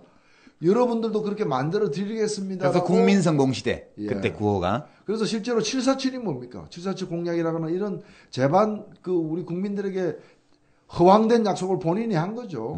그러니까 국민들이 속아 넘어간 죄는 있을지 몰라도 우리 국민들의 환상 때문에 이명박 대통령 솔직히 얘기했는데도 불구하고 착각해가지고 잘못 뽑았다 이렇게 할 문제는 아닌 거죠. 제가 볼 때 이제 프로젝트란 말이 있잖아요. 근데 그게 왜 프로가 라틴어에서 PRO가 앞으로란 뜻이고 앞으로. 젝트가 던진다는 거잖아요. 예. 굉장히 중요하거든요. 누가 대통령 대권을 잡으려면 일단 프로젝트가 있어야 돼요. 투사하는 거죠. 앞으로 앞으로 던지는 거죠. 거예요. 문제는 뭐냐면 이제 이분이 이제 던진 거는 앞을 미래를 향한 투사가 아니라 리트로젝트거든요. 사실은 그 박정희시 양적 성장 경제, 그러니까 박정희에 대한 향수 있잖아요. 그걸 갖다가 약간 바꿔가지고 그대로 던졌기 때문에 미래를 향해서 던진 게 아니라 사실 과거를 향해 던졌고 그 결과가 지금 우리 사회가 몇십 년 후퇴한 것처럼 이렇게 느껴지잖아요. 옛날에 봤던 걸 다시 보게 되고. 문제는 뭐냐면 그 당시에 뭐 리트로든 프로든 앞으로 던지든 뒤로 던지든 던진 놈이 없었다는 거죠. 솔직히 말하면 그 당시에 야당 후보가 뭘 던졌는지 기억이 안 나요. 뭐였죠? 저기 행복 배달부. 뭐 그런 식. 무슨 뭐 가정이 행복한. 그러니까 뭔가 이렇게 뭐랄까 사회를 이렇게 바꾸겠다라든지 뭔가를 던지는 게 있어야 되는데. 평화통일 가정당 공약 비슷했어요. 네. 그 다음에 또 뭐 그쪽 이쪽은 뭐였더라요? 뭐 이렇게 기억이 잘 안 나는데. 예, 뭐. 그런 거였고 이회창 씨는 뭐 그때 나와서 15%를 딱 득표를 했고요. 그러니까 이명박 후보와 이회창 후보의 득표합이 65%쯤 됐어요. 약 64%. 그러니까 그게 거의 3분의 2에 육박하는 득표를 보수 쪽에서 한 거죠. 그러니까 그것까지 계산하면 굉장히 많은 국민들이 사실은 보수 쪽에 표를 던졌던 거고요. 이 환상 한쪽으로 이명박 한나라당 조중동 이런 데서 퍼뜨린 환상 그리고 국민들이 어떤 소망을 걷다가 투사해버린 거 이런 건데 이제 쉽게 그냥 좀 천박하게 표현하면 사기당했다 그렇게 말하는 분들이 있어요. 예. 그렇게 볼 수 있는 걸까요? 사기당한 거죠 사실상. 그렇죠. 근데, 사실 제가 아는 어떤 중소기업 하는 분이 이분이 그해 12월 2007년 12월에 이제 이명박 후보를 찍겠다는 거예요. 그래서 제가 아니 그런 대통령이 될 만한 사람이 아닌 대통령 자격이 없는 사람에게 표를 던지면 어떡하느냐 이렇게 했더니 자기는 안다 이거예요. 여러 가지 그 BBK 사건이라거나 과거부터 있어왔던 여러 일들을 볼 때 그리 존경할 만한 분이 아니라는 걸 잘 안다. 그리고 뭐 우리나라 역사에 뭐 이 귀한 공로가 없다는 것도 잘 안다. 그러나 지금 경제가 이렇게 힘든데 이 경제를 조금이라도 일으킨다면은 나머지는 다 눈 감아줄 수 있다. 근데 이분이 저한테 그 얘기를 한 사람이 그 2월 25일 그러니까 이제 대통령 취임할 그 무렵에 이미 인수위 2달 하는 거 보고 그렇죠. 아 이거 아니구나. 중소기업 하는 사람 입장에서도 이건 아니구나. 이건 완전 대기업 대자본의 앞잡이에 불과하구나 하는 걸 근데 이미 알았다는 거예요. 자기 판단 잘못된 것 같다. 후회한다. 이렇게 얘기를 하는 거예요. 사기당했다는 말을 맞는데 그게 정말 몰라서 사기당했다 이런 뜻은 아니에요. 제가 볼 때는 쉽게 말하면 이명박 씨를 믿어서 찍어준 게 아니라 믿고 싶어서 찍어준 거예요.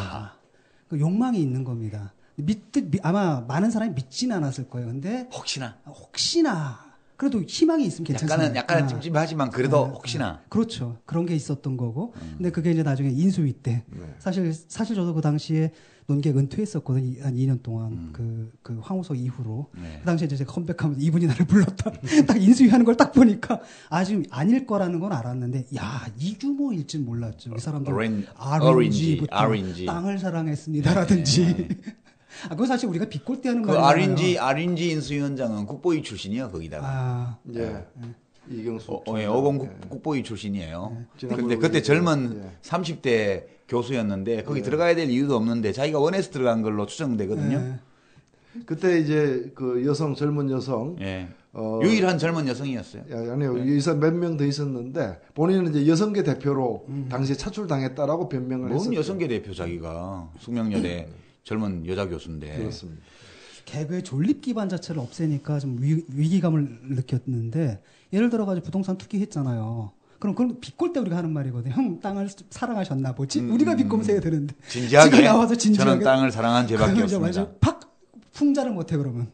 그 정도 되면 아예 풍자 자체가. 그래서 우리 시사평론하는 진중권 선생이 좌절감을 느꼈어. 그렇죠. 좌절감. 한동안 은퇴하셨다. 아니 비꼬아야 되는데. 근데 나는 그 상당히 문학적이라고 생각했어요. 뭐 부동산을 참 좋아합니다. 뭐 이렇게 얘기 안 하고 상당히 문학적. 땅을 펄벅 여사의 대지도 한 번 더 나가면 이제 대지를 사랑하는 죄밖에 없습니다. 뭐 이런 식이로. 저는 개인적으로 그 당시에 이제 대통합민주신당 후보 경선 나와서 첫 주말 경선 해보고 4등 하는 바람에 접고 이제 이해찬 후보 지지 이렇게 이제 했었고, 정동영 후보가 당선되고 나서 대선에 나가시는 걸 보면서 그 과정에서 이명박 후보가 하는 걸 보면서 이 사기라는 생각을 많이 했어요. 근데 그때 제가 사기라고 그러면 사람들이 헐뜯는다 그러더라고요. 제가 사기라고 느낀 건 어떤 거였냐면 유세 중에 분식집, 미용실 이런 데를 향해 손가락으로 가리키면서 그 미용실 사장님 장사 안 되죠? 제가 장사 잘 되게 해드리겠습니다. 분식집 장사 잘 되게 해드리겠습니다. 순 거짓말이에요.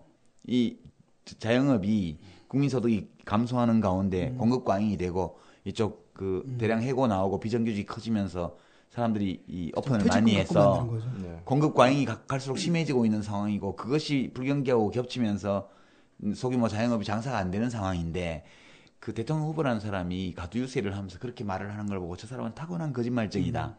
그런 느낌이 있었고요.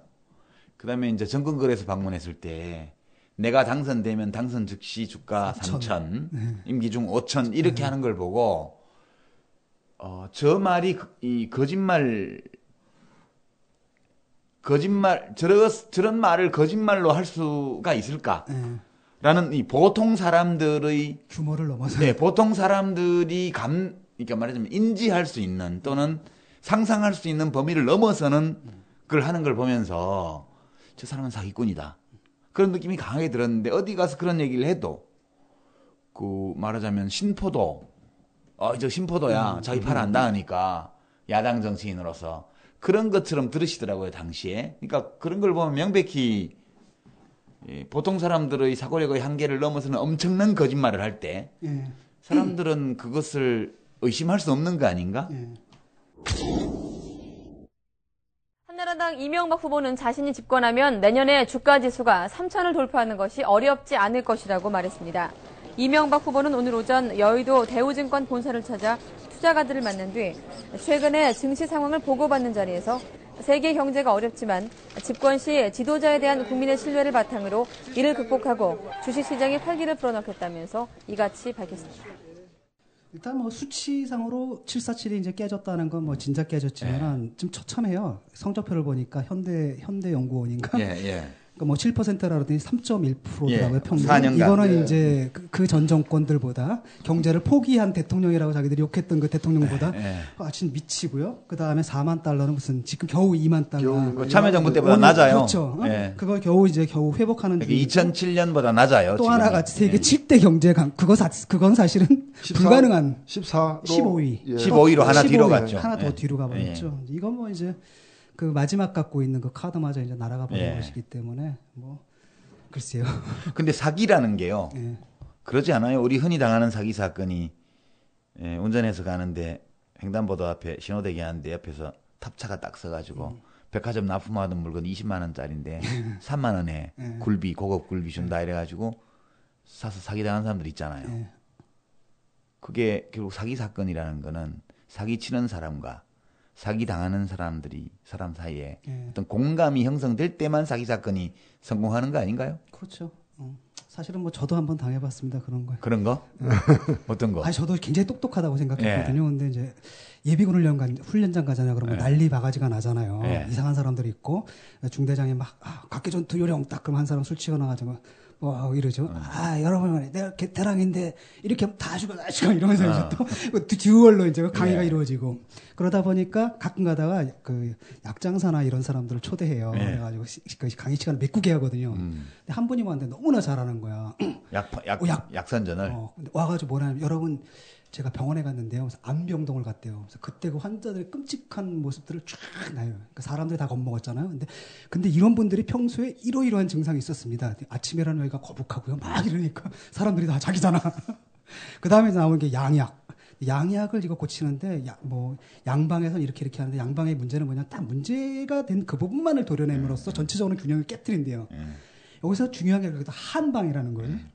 그 다음에 이제 한방이 왜 중요한가? 이건 전체론적 관점에서 접근하기 때문에 전체적으로 몸을 이론적인 뒷받침이 잘 된. 근데 이제 한방에 문제가 있어요. 값이 비싸다라는 거야. 한약 한 번 지어 먹으려면 15만 원씩 드는데, 근데 무슨 한약재 이름을 대요. 여러분 이게 뭔지 아세요? 한자로 돼 있죠. 그게 개나리예요. 여러분 이게 뭔지 아세요?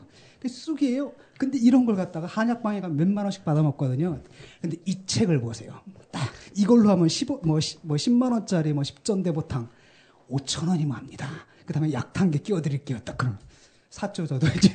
얼마 주고 샀어요? 결국은 몰라요. 한 몇십만 원, 한 10만 원 넘게 주고 샀는데 보름 만에 이제 물렸죠. 결국은 절반만 받고. 물렸네. 한 번도 못 써봤어요. 근데 이건 각하는 물리지도 못해. 그렇죠. 물리지만 저도 물릴 때 50%밖에 못 받았어요. 아니 50%도 못 받아 여기는. 제가 참 부끄러운 얘기지만은 옛날에 다 나온다 오늘 오래전에 이제 기차 타고 부산 가는데 당첨되는 거 옛날에는 이제 그 오래 쉬잖아요. 역에서 대전역 같은 데는 한 국수 50 먹고 국수 먹고 그러죠. 근데 웬 말끔한 사람들 남자 여자 신사들이 몇 명 올라와가지고 뭐 이렇게 쪽지 나눠주고 당첨 저거 당첨됐다는 거야. 몇 번에서 제가 손 들었지. 이야 당첨된 거예요. 그랬더니 그 세금만 양복지 이제 양복천 있죠. 양복 한 벌 쫙 빼입을 수 있는 천. 그 천을 갖다가 이제 공짜로 주는 거예요. 근데 자기들이 이제 망한 회사라서 세금은 내야 되니까 세금만 내라 이거. 머릿속으로 생각하니까 세금만 내도 엄청 이건 돈 버는 거예요, 내가. 그래서 딱 보니까 우리 아버님들이 좀 좋아하실까. 그래서 내가 뭐 좀 해드린 게 없는데 이런 거라도 한번 부모를 선물 드려야 되겠다. 그래서 이제 딱 받았죠. 받아가지고 이제 부산 가가지고 이제 딱 드렸죠. 그걸 갖다가 꺼내가 드렸는데 보니까 그게 양복 한 벌이 될 천이 아닌 거야. 그리고 천 자체가 양복할 천도 아니고 이거 질과 양이다 그 아닌 거야. 그 사람들 어디서 찾아? 그게 완전히 이제 그게 지금 학칼 먹은 지금 국민들이 이 정권을 바라보는 심정입니다. 그러니까 이게 그러니까 제가 이 얘기를 한 거는 당첨되는 순간 사기 당한 사람이 사기를 당할 때는 사행심이 있었기 때문에 당한 거 아니에요. 예컨대 백화점 납품하는 물건을 몰래 빼와서 20만 원짜리 굴비를 3만 원에 준다 그러면 범죄 아니요. 그렇죠. 타인의 범죄에 사실상 협조를 해줘서 나의 이익을 취하는. 그런데 그건 좀 다르다. 회사가 부도나서 그렇다 그러면 그건 좀 다르다. 이런 거죠. 내가 얘기를 들으니까 그 사람들이 당첨하는 번호를 갖다 5번이면 5번을 딱 정해두고 이걸 누구한테 주느냐. 그 성격 중에서 제일 어리숙한 사람한테 주는 거야. 그래야 그게 이제 성사가 되니까. 하여튼 사행심이 있었던 거지. 좋은 천을 헐값에. 그러니까 이제 그 정도로 했을 때 꼼꼼히 안 따지고 넙석 받아 먹을 것처럼 보였던 거예요. 그렇지. 보였던 거예요. 그 결국 국민이 어리숙했다. 주가 5천, 3천에. 아니요. 국민들이 굉장히 그 당시 배고팠으니까. 경제적으로 상당히 어려웠으니까 거기에 솔깃한 얘기를 해가지고 손 딱 들고 자기를 찍게 만든 거죠. 예. 그랬더니 지금 이제 도저히 쓸 수가 없는 4대강 뭐 강 한가운데 콘크리트 구조물이 딱딱 들어오고 말이죠. 그다음에 뭐 난리가 났던데. 부자 감세 100조 원. 그러니까. 물 새고 제가 볼 때는 아마 두고두고 저주가 될 것 같아요. 그것도 사실 처음에 운하 만들려고 했던 거 아니에요. 그렇죠. 운하 근데 이제 반대 봉착에서는 포기해야 되는데 그걸 또 4대강이라 해가지고 사실상 나중에 다 한 뒤에는 운하처럼 운용하려고 그런 계획까지 갖고 사실 만든 거거든. 그러니까 결국 이제 국민이 사기를 당한 건데 사기를 당한 국민의 마음 속에 그 사기 사건을 성립시킬 정도의 사행심 또는 환상 좋게 말해서 또는 망상 또는 판단착오 이런 게 있었다는 얘기 아닌가요? 근데 정치하는 사람이 이렇게 말하면 욕먹을지 몰라도. 그렇죠. 아무래도 일종의 카지노 도박 아닌가 이런 생각도 좀 들어요. 아니 근데 그래서 이게 왜 중요하냐면은 한번 사기 당한 사람, 사기 당하면은 그 사기범들은 사기꾼들은 돈 벌고 물러나지만 이제 결과는 아는 거 아니에요. 사기 당했다는 걸. 그럼 한번 사기 당한 사람은 의심이 많아지죠. 의심이 많아지는데 다음에는 절대로 사기 안 당하느냐? 또 그렇지도 않아요. 또 당할 수 있다는 거. 또 다른 종류의 사기를 당할 수. 그래서 지금 우리 이 얘기가 중요한 겁니다. 그러니까 이명박 대통령이 어차피 5년 단임제예요. 그렇지. 한번 사기치고 나면 다시는 못 다시는 못 와요. 또 다른 어디 양농 가서 또 비슷하게 할지는 모르겠는데 경로당 같은 데 가가지고 빠고다 공원 뭐 이런 데 있잖아요. 가면 또 할 수도 있어요. 그런데 우리한테는 그렇게 못하는 거죠. 근데 또 다른 사람이 이런 대선 뭐 이런 거 유사한 그런데 또 다른 메뉴를 들고 와서 아까는 양복지가 복지 메뉴, 복지국가 메뉴 양복지 가지고 했잖아요. 어떤 사람이 와가지고 지금 저기 동해안 어디서 지금 싱싱한 생선 가지고 와가지고 지금 납품하고 가는데 얼마 남았는데 지금 동해 내려가면 다 녹아버리고 그래서 버려야 되는데 그냥 버리느니 그냥 공짜로 나눠주는 게 좋겠다 했었는데 혹시 광어 가져가실 수 있겠습니까 이러는 거예요. 그 광어에 뭐 들었어요? 가재미 들었나? 근데 실제로 광어인데 이제 썩은 광어, 그 맛이 간 광어죠. 돈 주고 사면 안 되는 광어인 거죠. 그런 걸 또 주면서 근데 내려가는데 뭐 제가 밥이라도 한 그릇 먹게끔 뭐 한 돈 10,000원, 20,000원 그렇게 해가지고 그것만으로 사기치고 다니는 분들이 있었어요. 그러니까 예. 서울 같은 데서 서울에서 신호등 있는 횡단보도 옆에 탑차 세우고 예. 그 얘기하는 예, 광업하는 것들은 다 예. 그렇게 상한 것들이에요. 그런 가능성이 굉장히 높죠. 예. 그래서 다른 종류의 사기가 딱 왔을 때 그걸 지난번 당했던 것을 교훈 삼아 가지고 안 당해야 되는데 또 당하기 쉽다. 지금 우리가 2012년 12월이 다가오면서 지금 얼마 안 남았어요. 눈에 보이지 않습니까? 예. 그 박근혜 씨에 대해서 좀 한마디 하고 싶은데 지금 현 정권의 경제 정책과 거의 똑같은 것 또는 그 이상으로 주장했던 게 박근혜 씨거든요. 줄푸세란 말이죠. 근데 줄푸세가 뭐였죠? 그 줄이고 세금 줄이고 그 다음에 공약 규제를 풀고 뭐 등등 법질서를 세우고. 줄푸세 운동 얘기 들어보셨습니까? 많이 알고 계시네요.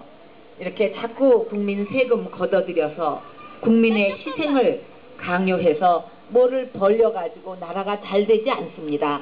지금 이 세상에서는 이제 규제도 확 풀고 또 공권력이나 법질서 제대로 세우고 정부 규모는 줄이면서 국민 세금 부담을 더는 이런 정책으로 나가야만 일자리도 많이 생기고 또 기업들도 열심히 투자할 수가 있습니다. 여러분, 이제 이런 모든 잘못된 거 이거 바로잡는 길은 단 한 가지밖에 없습니다. 그 방법이 뭐라고 생각하십니까, 여러분? 예, 정답입니다. 정권 교체밖에 없습니다. 근데 문제는 뭐냐, 이게 정확하게 똑같았단 말이죠. 그러니까 그때만 해도 이게 장사가 된다고 이분이 판단한 거예요. 그래서 요즘 갑자기 또 틀었어요. 그래서 복지 얘기를 한단 말이에요. 예.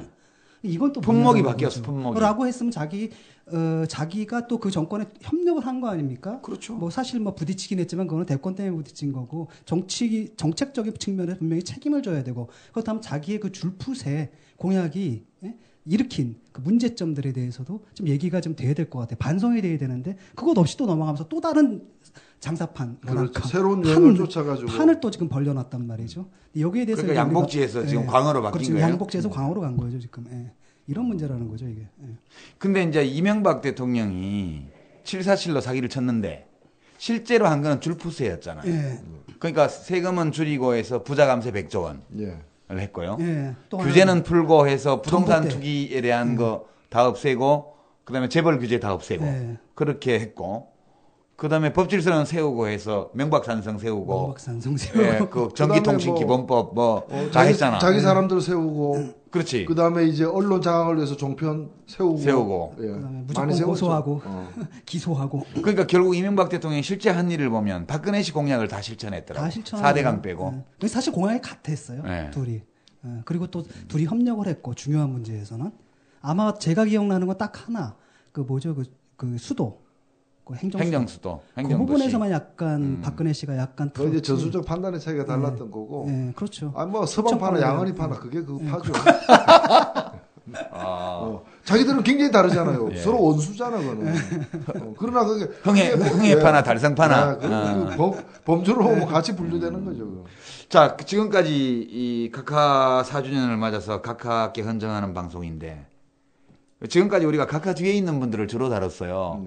재벌 마피아, 뭐 형제 횡령단, SK그룹, 정수장학회 관련된 것도 좀 다뤘지만 재벌 진해발, 핵발전 마피아 이런 것들을 주로 다뤘고 각하는 5년간 바지 사장으로 있다 가는 사람이고 실제 그 뒤에는 돈 가진 경제 권력을 가진 자들이 임기도 없고 선출도 되지 않고 책임도 질 일이 없으면서 실제 특수계급, 사회적 특수계급으로 대한민국을 지배하고 있다. 그분들에게 헌정하는 방송으로 지금 저공빙 해왔는데 오늘은 각하한테 오랜만에 스포트라이트를 맞춰서 하고 있습니다.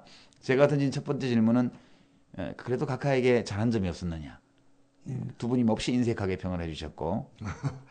근데 정말로 생각나는 게 없어요. 그거 어떻게 없어요, 진짜? 정말로. 그래서 저는 남은 기간 동안에 뭐 좀 만드셔야 돼요. 뭘 좀 만들었으면 하는 게 바람이고 그것에 대해서 지난 시기는 좀 잘 못했지만 앞으로는 얘기도 많이 듣고 잘 해보겠다 이런 거는 특히 해보겠다라고 할 줄 알았는데 그걸 잘 못하고 있고 아까 보육비 이제 말씀하셨는데 사실은 작년 하반기부터 워낙에 이제 사회 양극화 등이 심각해져 가고 또 출산율이 심하게 낮으니까 이데올로기적 관점에서 좀 벗어나가지고 실용적으로 접근하면서 이 몇 가지 이제 그 복지 대책을 사실은 적극적인 복지 대책을 발표를 한 겁니다. 했는데 최근에 정치권에서도 그걸 가지고 이제 경쟁하듯이 하니까 자기가 지난 4년 동안에 너무 이제 초라한 거죠. 그렇죠. 그러니까 갑자기 이제 화가 나가지고 저거 다 하려면 돈 얼마나 드는데 이러면서 새누리당 복지 정책까지 막 깔아뭉개는 그런 또 이제 그 자세로 지금 나오고 있어요. 아니 퇴임 후에 일은 알아서 맡기시고 퇴임 전까지 좀 잘하셔야지.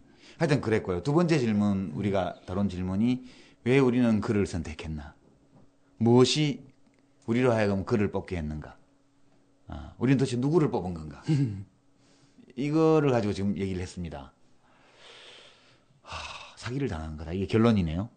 그렇죠. 뭐 소개팅 나가가지고 누굴 만났는데 들은 거하고 이제 다른 사람은 이제 나타난 거죠. 예. 근데 또 완전히 모르고 당한 건 아니고 그 어쩔 수 없이 당했다라고 해야 되나요? 그러니까 아까도 얘기했듯이 그냥 믿어서 찍은 건 아니고요. 그냥 믿고 싶어서 찍은 그런 측면이 기대감은 분명히 있었죠. 사실은 기대감은 힘들었으니까요.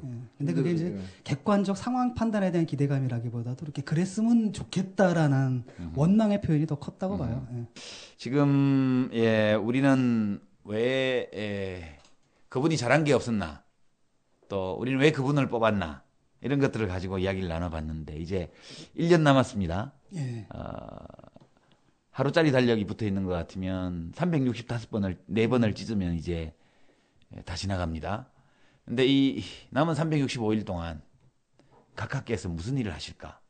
우리 4주년 기자회견문으로 미루어 짐작해 보는 시간. 그래야만 우리가 앞으로 1년을 또 우리가 무사히 다치지 않고 보낼 수 있는 그런 방법을 찾지 않을까요? 사실 그 뭐 학생들도 1학년, 2학년 때 그 공부 안 하고 놀고 행패만 부렸다 하더라도 3학년 때 열심히 하면은 좋은 수능 성적. 그리고 또 학창 생활을 아름답게 마칠 수도 있습니다. 꼭 그거에 뭐 1, 2, 3학년 다 평균해 볼 문제는 아니거든요. 근데 이번 이제 그런 점에서 이번 2월 20일 그 취임 4주년 기자회견에서 반성과 또 우리 국민들에게 이제 앞으로 좀 새로운 다짐, 좀 다르게 살겠다. 뭐 예를 들면 착하게 살자, 뭐 이런 그렇게 나오길 우린 기대를 했는데. 제가 힘드시죠? 하루 수입은 얼마 되시느냐고 했더니 잘하면 한 2, 3만 원 번다고 그렇게 하시면서 제가 위로하는 저를 보고 세상이 다 어려운데 뭐 난들 뭐 어렵지 않겠느냐고. 그래도 대통령이 힘들 때 더 고생스럽지 않겠느냐고. 내가 매일 아침 새벽 시장 나오기 전에 대통령이어서 기도를 하고 있다고 이렇게 이야기를 하셨습니다. 사실 우리 정부는 많은 일도 했습니다. 또 열심히도 했습니다. 또 국위도 선양을 했습니다.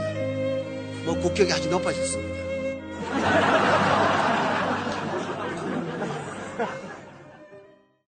변함없이 가겠다. 내가 뭐 잘못했노? 이제 이런 지금 태세인 것 같아요. 그러면서 온갖 남 탓으로 이렇게 막 거명까지 해가면서 이제 했기 때문에 저는 남은 1년 동안 우리도 마음 단단히 먹어야 된다. 일단 남은 1년 동안 우리는 더 괴로울 수 있다. 더 힘들 수 있다. 그리고 이게 2012년으로 안 끝날 수도 있다. 잘못하면 다시 5년이 이름만 다르고 얼굴만 다르지. 그렇죠. 서방파가 가고 양은이파가 온다니까요. 그래서 그 점과 관련해서도 우리는 이제는 좀 서로가 솔직하게 좀 얘기를 할 때다라는 거죠. 그래서 진품 명품만 있는 게 아니라 짝퉁까지 있으니까 다시는 사기를 안 당하기 위해서는 우리는 어떤 이 자세, 판별력, 분별력을 가져야 되는가도 사실 나중에 좀 얘기가 됐으면 좋겠어요. 우리 진중권 선생. 앞으로 각하께서 1년간 어떻게 하실 것 같아요? 일단 가장 중요한 게 새로운 일을 벌이는 걸 막아야 됩니다. 절대로 새로운 일은 벌이지 마시고요. 왜냐하면 우리 4년 동안 충분히 당했고 그것을 수습하는데도 몇 년이 걸릴지 모르거든요. 또 여기서 새로운 일까지 벌려주시면 요새 한중 FTA 이런 거 하신다던데. 네, 글쎄요. 그런 거라든지 그런 것들은 그냥 다음 정권으로 넘기고 그 토론 자체를 좀 새로운 일을 좀 안 벌리셨으면 좋겠습니다. 그러면 이제 그동안 이제 후퇴했던 우리 사회를 정상화하는데 좀 시간이 좀 짧아지겠죠. 두 번째는 이제 공정한 선거 관리 얘기를 하지 말아주셨으면 좋겠어요. 이렇게 약간 좀 개입도 좀 해주시고 이래야지 뭐랄까 좀 유리하거든요. 아니 소망을 이야기하기 전에 예측을 한번 해보시죠. 뭐 여러 가지로 개입을 좀 하시지 하실 것 않을까. 같죠. 뭐 발언이라든지 여러 가지 면에서 그런 게 저희한테 좀 큰 도움이 되지 않을까. 저는 그래서 그 뒤에 있기 전에 우리 한명숙 민주당 대표께서 그 무슨 토론 나가셔가지고 이거는 거명하면서 야당 정치인들을 이렇게 대통령이 공박한 것은 선거 개입이다 그래서 막 규탄을 하시더라고요. 근데 난 속으로 왜 저 말씀을 하시나. 그 옛날에 그것 때문에 탄핵 운운하던가. 아니 우리가 아무 말도 하지 말고 계속 그렇게 해주시도록 가만히 있어야지. 왜 그걸 못하게 하실까? 그런 안타까움이 있었어요.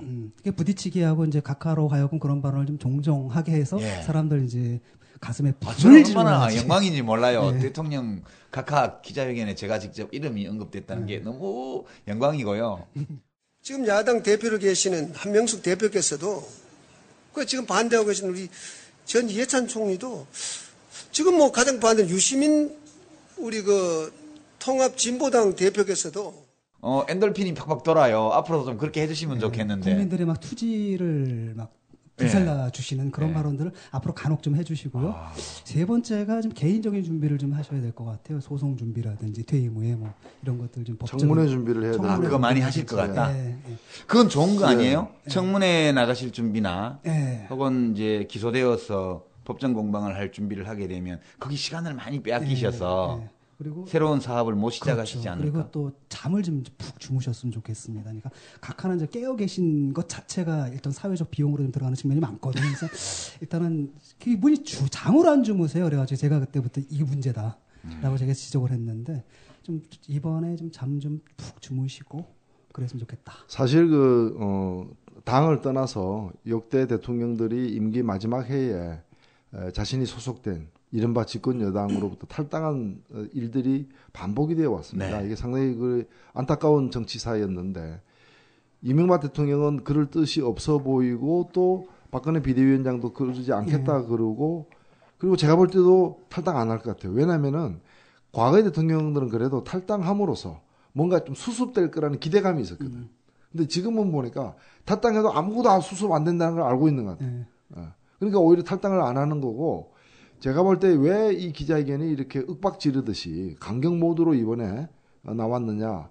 제가 볼 땐 거의 이런 것 같아요.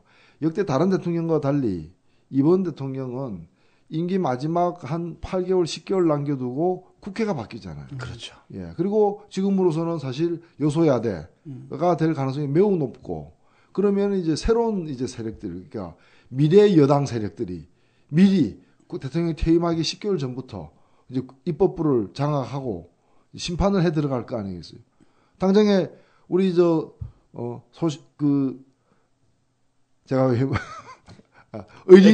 어린남 얘기하는데 이렇게 우리 어린남께서 또 국회 들어가시면 가만히 있겠습니까? 머리 아프죠, 그거는. 예. 청문회 준비하실 거 아니에요. 당연하죠. 그거는 안 그러면 뭐 하러 갑니까? 제가 도와드릴게요. 그리고 우리가 한 명만 들어갑니까? 많이 들어갈 거 아니에요. 제가 이제 12번인데 비례대표 최소한 12명 들어갈 거 아니에요. 통합진보당에서만. 어떤 분들이 앞에 들어올지 모르지만 각하께서 상당히 머리 아프실 분들이 앞에 많을 거예요. 그렇죠. 그러면 원내교섭단체 이제 지역에서 당선된 분하고 합해가 원내교섭단체 되면은 청문회 뭐 민주당이 좀 미적거리더라도 함께 그렇죠. 확실하게 밀고 나갈 거 아니에요. 그러면 청문회 준비해야죠. 그러니까 지금 내가 볼 때 청문회에서 할 얘기를 미리부터 준비하고 있는 게 아닌가. 그래서 여기서 무너지면 다 무너진다. 임기도 못 채운다. 그러니까 강하게 이게 설득력이 있든 없든 뭐 새로운 걸 해본다기보다는 강하게 이제까지 한 일을 고집할 수밖에 없지 않느냐.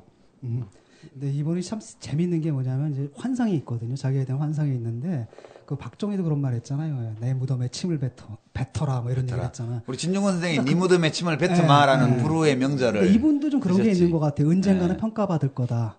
꿈 깨야 되거든요. 사실은 제가 그 노무현 정권, 제가 이제 노무현 대통령을 좀 많이 비판을 좀 했죠. 그래서 굉장히 많이 욕도 먹고 그러는데 아마 퇴임하기 전에 굉장히 인기가 떨어졌을 때 10월 달에 서울신문에 칼럼을 썼을 거예요. 이분이 지금 인기는 없지만 언젠가 다시 재평가받을 것이다. 그렇죠? 근데 지금 이 대통령은 딱 보는데 인기는 없는데 재평가받기도 그런 것 같아요. 그래서 그럼에도 불구하고 이분이 이제 계속 뭐라고 생각하냐면 이게 국민이 무식한 거야. 내 뜻을 몰라주는 거예요. 언젠가는 내 뜻을 알아줄 것이다. 뭐 이런 식의 좀 착각에 좀 빠져 있는 부분들이 좀 강한 것 같아요. 이런 캐릭터. 노무현 대통령 퇴임 1년 전하고 비교를 하면 이제 노 대통령은 그랬던 것 같아요. 이제 저희가 사실 따로 만나 뵈면 이제 그 좀 개헌론 이런 것도 안 하시면 좋겠다고 저는 이제 건의를 드렸어요. 그 얘기 듣고 말씀하셔봤자 정치권에서 협조를 안 할 거다. 그러니까 괜히 시끄럽기만 하고 그러니까 임기 마지막 시기이기 때문에 이제 지금까지 해오신 것 중에 마무리해야 될 것 좀 잘 하시고 먼저 이렇게 건의를 드렸어요. 근데 그때 노무현 대통령 말씀이 그래도 이 문제가 있으니까 이야기는 해놓고 가야 될 거 아니냐 그런 거예요. 뭐 죽어도 이걸 하겠다가 아니고 이 문제가 있으니 대통령으로서 이 문제를 느끼고 있는데 어떻게 말을 안 하고 떠나느냐. 그러니까 이 문제가 있다는 얘기는 하겠다 일단. 근데 이제 했더니 뭐 언론사에서 뭐 사설도 그렇고 여론 지지가 없으니 접어라 등등 해서 온갖 게 다 나왔잖아요. 결국 이제 그때 정당들이 우리가 개헌 4년 중임제 개헌을 포함해서 우리가 다음 국회 18대에서 논의하겠다고 약속을 하고 철회를 한 거잖아요. 약속해놓고 안 지켰죠 정당들이. 근데 이제 노 대통령 스타일은 그랬던 것 같아요. 일단 이런 게 필요하다고 생각하면 꼭 하세요. 이야기를. 연구도 하고 하시는데 했다가 되게 안 좋으면 분위기가 또 이렇게 테러를 모색을 해서 정치권하고 타협해서 문제의식은 공유하되 또 이제 그 뒤로 넘겨서 이제 넘겨주고 당신은 발을 빼시고 이런 게 많았어요. 꽤 대연정도 그랬고 뭐 여러 대연정 제안도 그랬고 이제 스타일이 약간 그런 스타일이었어요. 고집이 있으신데 제안하고 주장해 보다가 이거 중요한데 그래도 영 안 되면 할 수 없지 뭐. 그러고 또 이렇게 바꾸고 그런 거 아니겠어요? 부안도 핵폐기장 하려다가 처음에 잘못 판단해서 굉장히 저항이 심하니까 나중에 빼서 주민투표식으로 다르게 갔고 뭐 제주 해군기지도 처음에 화순항이 전라남도가 아니고 이게 제주 화순항이 있어요.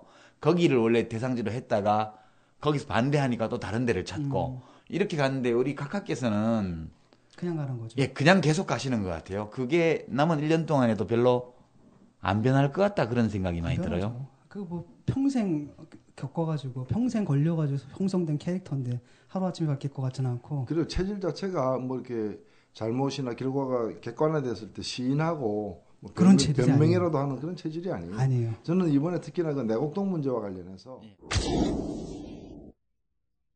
사죄에 관련돼서 말씀을 드리자면 경험 문제가 매우 중요시 된다고 해서 사실 좀 제가 앞으로 살아갈 집인데도 불구하고 사실 소홀히 좀 했습니다.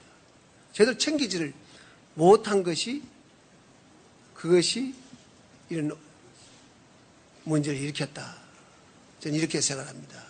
어쩌면 그건 뭐 전적으로 제 탓이다 이렇게 생각을 합니다. 내곡동은 그것 때문에 물러난 이제 경호실 그 실장이 그 뭐 월간지에서도 이제 인터뷰에서 밝혔지만은 대통령이 찍었다는 거 아니에요? 예, 직접 찍었고 가서 다 현장 가서 그래서 대통령이 직접 대통령을 모시고 그 현장 가가지고 대통령이 보고서 또 우리가 그 방면에 사실은 청와대에 있는 누구보다도 전문가시죠. 예, 전문가시잖아요. 해봐서 아시잖아요. 집장사, 땅장사, 부동산 많이 기획해 그 분야야말로 정말 전공 해보셔서 아는. 네, 저희가 인정하는. 예, 인정해요. 근데 그 과정에서 사실은 이제 이 법을 위반해서 이 청와대 자금을 가지고 그 자기 그 개인 집을 갖다가 사는데 썼던 거 아니에요. 그러면 이게 사실 독일 같으면 대통령이 10번도 사임해야 될. 그럼요. 바로 사임이죠. 이번에 독일 대통령 사임했는데 그게 원래 그 이자 없는 식으로 융자한 거. 그것 때문에 지금 사임한 거 아니에요? 그런데 이 문제와 관련해 가지고 내곡동 사건과 그 관련해서 자기가 미처 챙기지 못한 잘못이 있다는 거예요. 뭘 자기가 다 챙겨? 자기가 잘못했는데 자기가 챙기지 못한. 그건 그러니까 측근 비리를 생각하면 할 말이 없고 가슴이 답답하다 이거하고 똑같은 거지. 자기가 다 임명한 사람들 아니야 반대를 무릅쓰고. 지금 청와대 수석만 3명이고 모두 다 해서 16명인가가 지금 감옥 간 사람이. 예. 이게 옛날 같으면 기소되고 연루된 사람들이 우리나라도 저기 이슬람 국가처럼 태형 이런 거 도입을 할 필요가 있어요. 아니 안 돼요 그거는. 제가 이제 이명박 대통령이 지난 4년간 했던 것과 똑같이 밀고 나갈 거다. 본인은 그러고 싶어 할 것 같아요, 볼 때. 근데 이제 만만치 않은 게 당장 4월 11일 총선이 끝나고 나서 지금 다음 달 내일이나 뭐 아주 이제 곧 이제 그 선거구제 획정만 하고 나면 국회는 문 닫습니다. 선거 때까지. 그렇죠. 예, 그러고 나서 선거 끝나고 나면 5월 30일 날. 5월 30일 날 새 국회가 구성될 때까지 지난번 17대 끝나고 나서는 그때도 국회에 왔어요, 제가. 네. 제가 대구에서 국회의원 떨어지고. 네. 그다음에 와서 국회가 열렸어요, 4월 달에. 그렇죠. 그러니까 5월 30일 전까지는 18대 국회가 했어요, 우리가. 예. 그때 우리 노 대변인도 그때 국회에 오셨고. 그래갖고 의결해 줄까 해주고 다 했습니다. 근데 이번에는 잘 안 열릴 것 같아요. 왜냐하면 그 국회가 열려서 의결한다 그러면 난리가 날 것 같아. 한나라당이 180석이 넘는데 이제 친박연대까지 합치니까 거의 190석 된단 말이에요. 그 국회가 다시 열리면 안 돼요. 그렇게 보면 이제 4월 11일 날 총선이 끝나서 당선자들이 국회 앞에 와서 농성에서 못 들어오게. 네, 18대 의원들 못 들어오게 해야 될 것 같고요. 무슨 일을 저지를지 몰라, 그 한 달 반 동안. 그리고 이제 각하는 그렇게 계속 하시겠지만 만만치가 않아요. 지금 내곡동 문제만 하더라도요. 그렇죠. 노무현 대통령을 괴롭힐 때 정상문 총무비서관을 구속한 게 결정적이었고 대통령이 돌아가신 데에는 친구 아닙니까?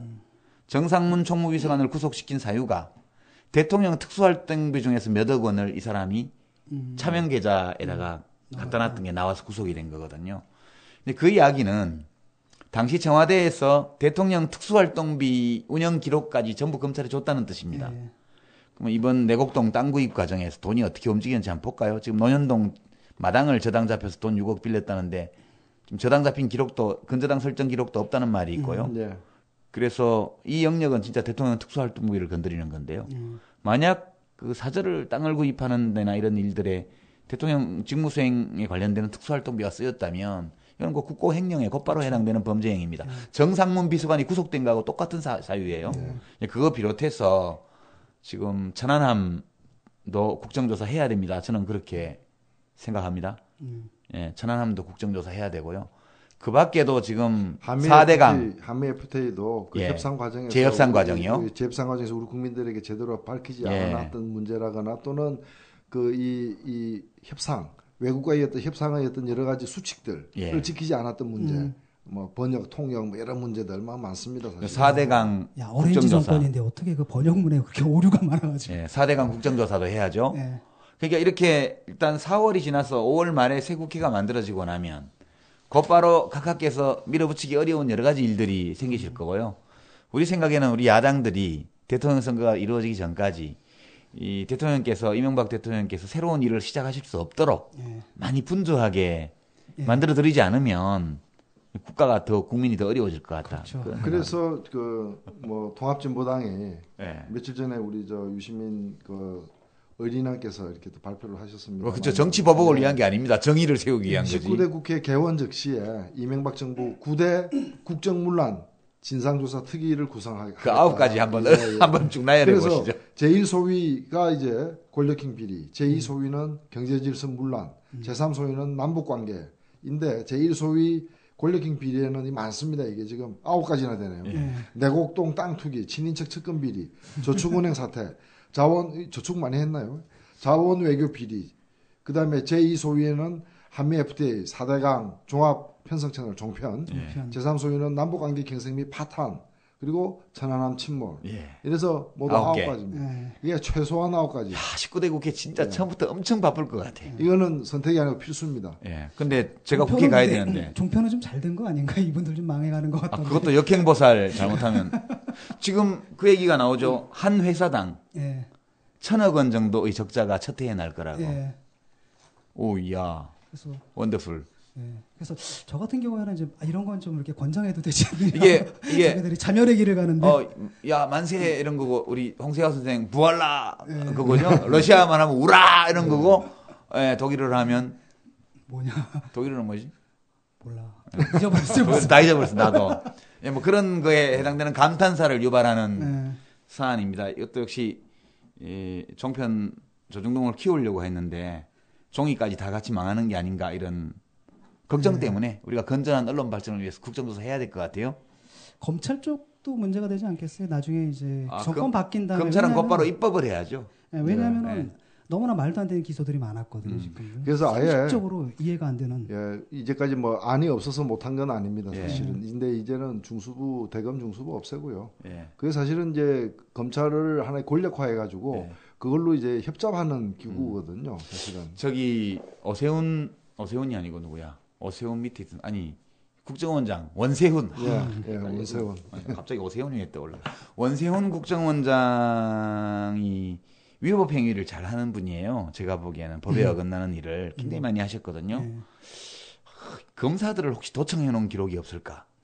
그런 생각을 좀 해봐요. 그게 있으면 죽이는데. 또 엑스파일 사건 엑스파일 사건 재판받 저처럼 독수독과 이런. 그래서 제가 혹시 국정원장으로 가면 안 될까? 전공 교체하고 나서. 잘하실 것 같은데. 제가 가면 죽이죠, 아주. 그런 얘기도 좀 하고 싶고. 여하튼 할 일이 굉장히 많습니다.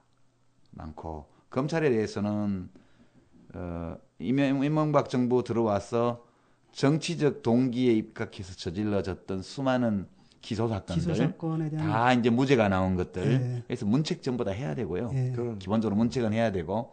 그 다음에 기소 독점권을 악용한 검찰의 그런 권력 오남용에 관해서는 제도적으로 막을 수 있는. 그래서 이 고위공직자들 비리수사처는 신설해서 검찰의 그것까지 이제 그 공소권을 갖다 독점함으로써 그걸 정치적으로 악용했던 사례를 관행을 또 완전 차단해야 됩니다. 큰일 났다. 내일 모레 글피 할 일 많네요 정말. 업로드 되고 나면 검찰에서 우리 둘을 내사 대상으로 바로 올릴 것 같은데 어떻게든 잡아넣자. 저는 호텔에 간 적 없습니다. 아예 호텔이 문제가 아니고 그런 것 같은데 그래도 뭐 어쩔 수 없지 뭐 어떻게 구더기 못 써서 장 못 담글 것도 아니고. 그리고 검찰이 제가 이제 일반 평검사도 좀 만나 보니까 문제가 되는 사람은 그 요직에 있는 몇 명이에요. 일반 검사들은 옛날하고도 많이 다르고 이 민주 시민으로서 건강한 분들 많습니다. 서울역에 노무현 대통령 분향소 닷새 동안 운영했는데요. 그날 제 기억이 나는데 월요일 새벽부터 거기 운영을 했습니다. 토요일 날 돌아가시고 화요일 밤이었는데 동부지검 그게 어딘지 모르겠는데 동부지검 검사라고 3명이 밤 12시 넘었어 술이 많이 돼가지고 참배하러 와서 참배를 하고 나서 제가 이제 상주로 지키고 있으니까 인사를 하면서 동부지검 검사라고 그러더라고 자기들이 울더라고요. 저를 붙들고 죄송하다고 그러면서 그런 검사들이 있습니다. 저는 며칠 전에도 야권연대 꼭 해야 됩니다. 검사가 한 15년차 검사인데 그런 얘기를 하시더라고요. 이제 그런 분들이 검찰총장 할 때까지 자리 날 때까지 딱 버티고 기다려야 되는데 그럼요. 중간에 다 엎어서 버리면 안 되는데 시킬 사람 없어서 그렇습니다. 자 그럼 우리의 결론은 각 학교에서는 지난 4년간 했던 것과 거의 동일한 방식으로 하실 것이다. 따라서 우리는 각하가 더 이상 새로운 일을 하실 수 없도록 또 기존에 추진하던 일들도 더 힘있게 하지 못하도록 몹시 번거롭고 바쁘게 만들어야 된다. 다양한 이벤트와 다양한 프로그램으로 풍성하게 내곡동을 포함해서 메뉴가 다양하지 않습니까? 절박한 문제입니다. 이게 제가 최근에 재미나는 책을 읽었는데 뭐 책을 또 홍보해서는 안 되니까 근데 그 책이 미국의 지난 107년간을 대상으로 해가지고 자살률하고 살인 사건으로 사람 사망한 그걸 숫자를 이제 그 제목이 묘하던데 제목이 좀 묘해요 사실은 제목이 묘한데 그에 따르면은 이 제목 좀 얘기해 주세요. 제목이 왜 어떤 정치인은 다른 정치인보다 해로운가 이 얘기인데 사실은 쉽게 보면은 이겁니다. 이 보수적인 정권이 들어섰을 때와 진보개혁적인 정권이 들어섰을 때 실제로 자살하는 사람 숫자가 다르고 그리고 살인 사건으로 사망하는 사람 숫자가 다르다는 거죠. 폭행치사 사건. 근데 이게 우연의 일치가 아니라 사실은 복지라거나 또는 경쟁을 갖다가 강화한다거나 하는 이런 여러 가지 정책적 배경하고 이제 그 반영이 된 거죠. 근데 여기 특히 이제 이 책을 이제 번역하고 했던 분들 중에 그 우리가 아는 그 교수님들이 몇 분 있더라고요. 이분들이 이제 한국 사례를 이 책은 이제 번역물입니다. 해제로 이제 한국 사례를 이제 봤는데 보니까 김대중 노무현 집권기에 자살률이 평균 매년 10만 명당 1.17명씩 증가했습니다. 그런데 이제 이명박 정권 3년간은 10만 명당 2.13명, 거의 2배 이상 증가 속도가 빠른 증가한 거죠. 거예요. 그래서 우리나라 인구를 5천만 명으로 이제 놓고 계산했을 때 이명박 집권기에 김대중 노무현 정권 집권기보다 1년에 몇 명이 더 많이 자살했느냐? 482명이 더 많이 자살했어요. 하루 1명 반 정도. 한 명 그렇죠. 반. 예. 그래서 사실 우리나라 지금 20대는요. 20대 사망 원인 중에 1위가 자살입니다. 자살이죠. 병으로 죽고 사고로 죽는 사람보다 스스로 목숨을 끊는 안타까운 일로 마감하는 경우가 더 많은 이 현실인데 이런 것이 우발적인 게 아니라 바로 이러한 정권. 그러니까 우리가 예를 들면 다음에 어떤 정권이 들어설 것인가 문제는 내가 다음 정권 하에서 죽을 확률이 높아질 거냐, 사망 위험률이 높아지느냐, 낮아지느냐 관계 있는 거라는 거죠. 그래서 이거는 절박한 생존의 문제다. 그러니까 간단하게 정치적 취향의 문제가 아니다. 이거는 생활의 문제고 생존의 문제다. 이런 우리 인식이 필요한 겁니다. 자, 이제 정리를 한번 해보죠. 각하 밑에서 지금 만 4년을 보내고 1년을 남겨놓고 있습니다. 1년 동안 예측되는 상황을 짚어봤고, 우리들이 최악의 상황을 모면하기 위해서 부지런히 이벤트를 준비해야 된다. 각하를 위해서. 이런 점까지 이제 해봤습니다. 자, 이제 마지막 결론 부분에서 간단하게만 조금 의견을 나누고 오늘 마무리를 했으면 합니다. 각하가 영생하시지 않도록 하기 위해서 뭘 해야 될까? 지금 각하가 가시고 각하하고 똑같은 분이 또 오시면 굉장히 곤란하잖아요. 예. 각하의 자리에, 빈자리에, 각하가 곧 떠나실 자리에 각하와 비슷한 분이 또 오시는 일을 막기 위해서 우리들은 뭘 해야 하는가? 제가 먼저 말씀드릴까요?